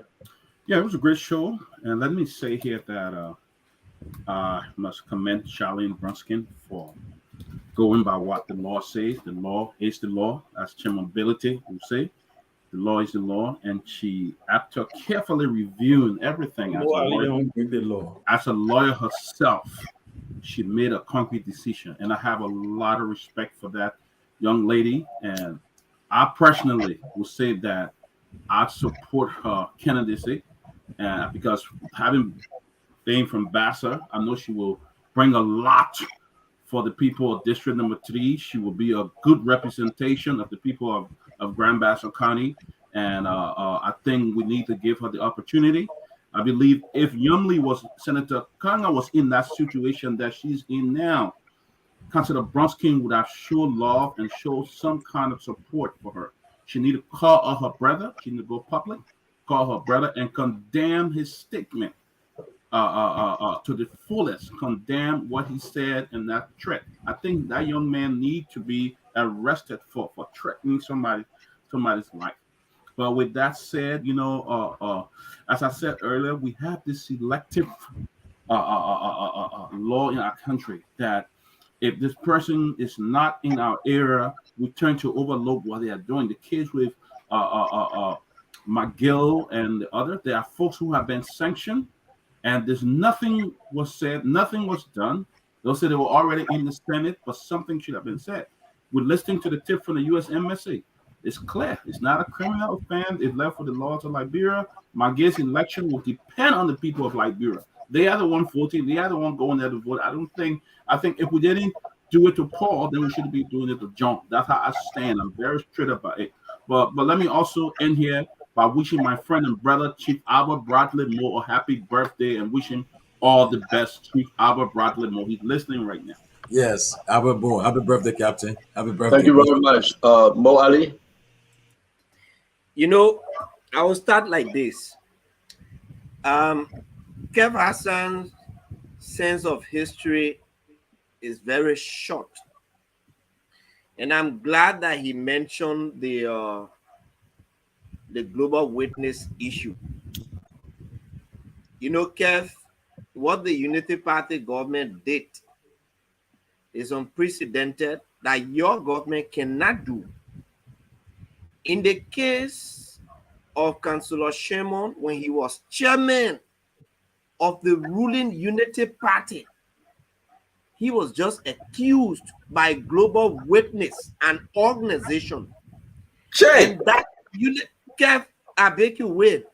That Unity Party led government did not leave it undone. Councillor Shemo was arrested along with key other Unity Party partisans. Senator Morris Setuma, then Speaker Talon. They were arrested, they were arraigned before court on the basis of accusation. You match with him. That's the thing. You match with him. Shut up. That's the key. You match with him. I disagree with him, man. Kev, let more Ali speak, please. You disagree. Kev, Call it let a more witch Ali hunt. speak. Kev, You call let it more witch Ali hunt. speak. The Unity Party-led government put them in court. And I am on record on Prime FM. I called on Councillor Shemo to resign as Senator of Grand Cape Mount County and as Chairman of the Unity Party. Your government is the one that came and exonerated them from court. Your Kev, let him government. speak. I come in, Kev. Your government is the one that exonerated them from court. Your government is the one that shoots alleged criminals. If this were the Unity Party government where people have been placed on sanction for corruption, they will be in court by now. You do not have the balls to do so. Well, I mean, you match with him. You call it a witch hunt. You're not speaking on that. Can you speak on that? Personally, I did not match with him. Were there partisans who went to a house in solidarity with him? Yes. Did that stop the government, the Unity Party government, from carrying him to court? Absolutely no. Absolutely no. And I'll come to the appearance and the performance of Representative Cole. I thought he was not being fair in most of the discussions. There are issues of perception of corruption against him in his county. As we were sitting on the show, there were people who accused him of mismanaging the Swakoko scholarship funds. And he presides over a district, fronting for a county, the drawing of project budget is drawn on the basis of the amount that is available. They are squandering, misusing, and throwing Liberian people money away in that county without any accountability. Now, lastly, on the Charlene issue, Councillor Charlene Bronski is my friend. We talk all of the time. In my name as Muhammad Ali, I do unconditionally condemn any attack on her person and whatever. She has got the right to contest wherever she wants to, just as any other person in their party. They have the right to go wherever they want to. The political leader of the party has stated very clearly that she has got absolutely no issue with Councillor Charlene Bronski, that they are good friends, and I take her by her word. She is a trusted person. She is a trusted person, and if it has come to her knowledge that people are personally attacking Councillor Charlene Bronski, Senator Yombi Kanga Lawrence will condemn such attacks. And so, for full-grown men to do something or attack somebody or threaten someone, and the former chairman of the Liberty Party will go to attribute it to Councillor, to Senator Yombi Kanga business is wrong. And for Ben Senvi, to agree with Stanton to create further divide and bring further confusion. Who created divide more than you? Who created divide more than you? Let me let you come in. Let him finish, Mom. No, Chairman, let him finish. Finish, for Ben Senvi to yield to Stanton in his attempt to bring confusion between two great women of the Liberty Party is an unfortunate situation. And I am sure my brother Ben will reverse that kind of thing and not pay heed to Stanton in his drive to bring confusion between Councillor Charlene Bronski and Senator Yombi Kanga Lawrence. You know, Mo, They before make Chairman Chairman come in, Mo, let me say this before Chairman come in. Mo, I'm disturbed. Charlene is a dear friend. Senator Yombly is a sister. I'm disturbed. I'm doing this thing like I'm saying why I'm out here. But the Liberian people got to know the truth. I wish them well. I just want Senator Yombly to think about that woman inclusiveness, the women inclusiveness within the legislature. That's what I want, and support each other. I'm seriously disturbed right now. You just don't know. But I should remain former political leader. She is not former political leader. She is the political leader. Without going into that argument, you got your opinion on it. I got my opinion. Let me finish. But as former political leader, I would ask Senator Yombly Kanga Lawrence to please address this issue, to defend Charlene Bronski. Because one important thing she would do to elevate her spirit is to make sure that she, Senator Lawrence, protect Councilor Bronskin children, Councilor Bronskin family, because it took everything in Councilor Bronskin to defend, to protect Senator Yombly Kanga Lawrence. Even until his death, he said, I will ask Senator Lawrence to be the political leader of the party, of my blood and sweat. Folks like Mo Ali that pretend every day to say they love the Liberty Party and they love Charles Walker Bronskin. They should desist from this behavior. It's evil and witchcraft in high places. Advise Senator Yombly Kanga Lawrence to be the best person she always, and to go and meet and call Charlene Bronski and apologize and denounce. You say what? With a falsehood. Give me a chance. Let me apologize. You were speaking. Let me finish, brother. Mo Ali. Benjamin said we falling for your Mo Ali. Senator Yombly is a good person. I know her. You make it out to appear like she's the worst human being. You and Ben I am strengthening her. I've never spoken against Yombly. It's because of folks like you and your advice to the senator. Maybe Joseph Walker would distance himself from her, not to take her as VP. I think you're lying. I've been advised. I have never advised Senator Yombly. You finish speaking. I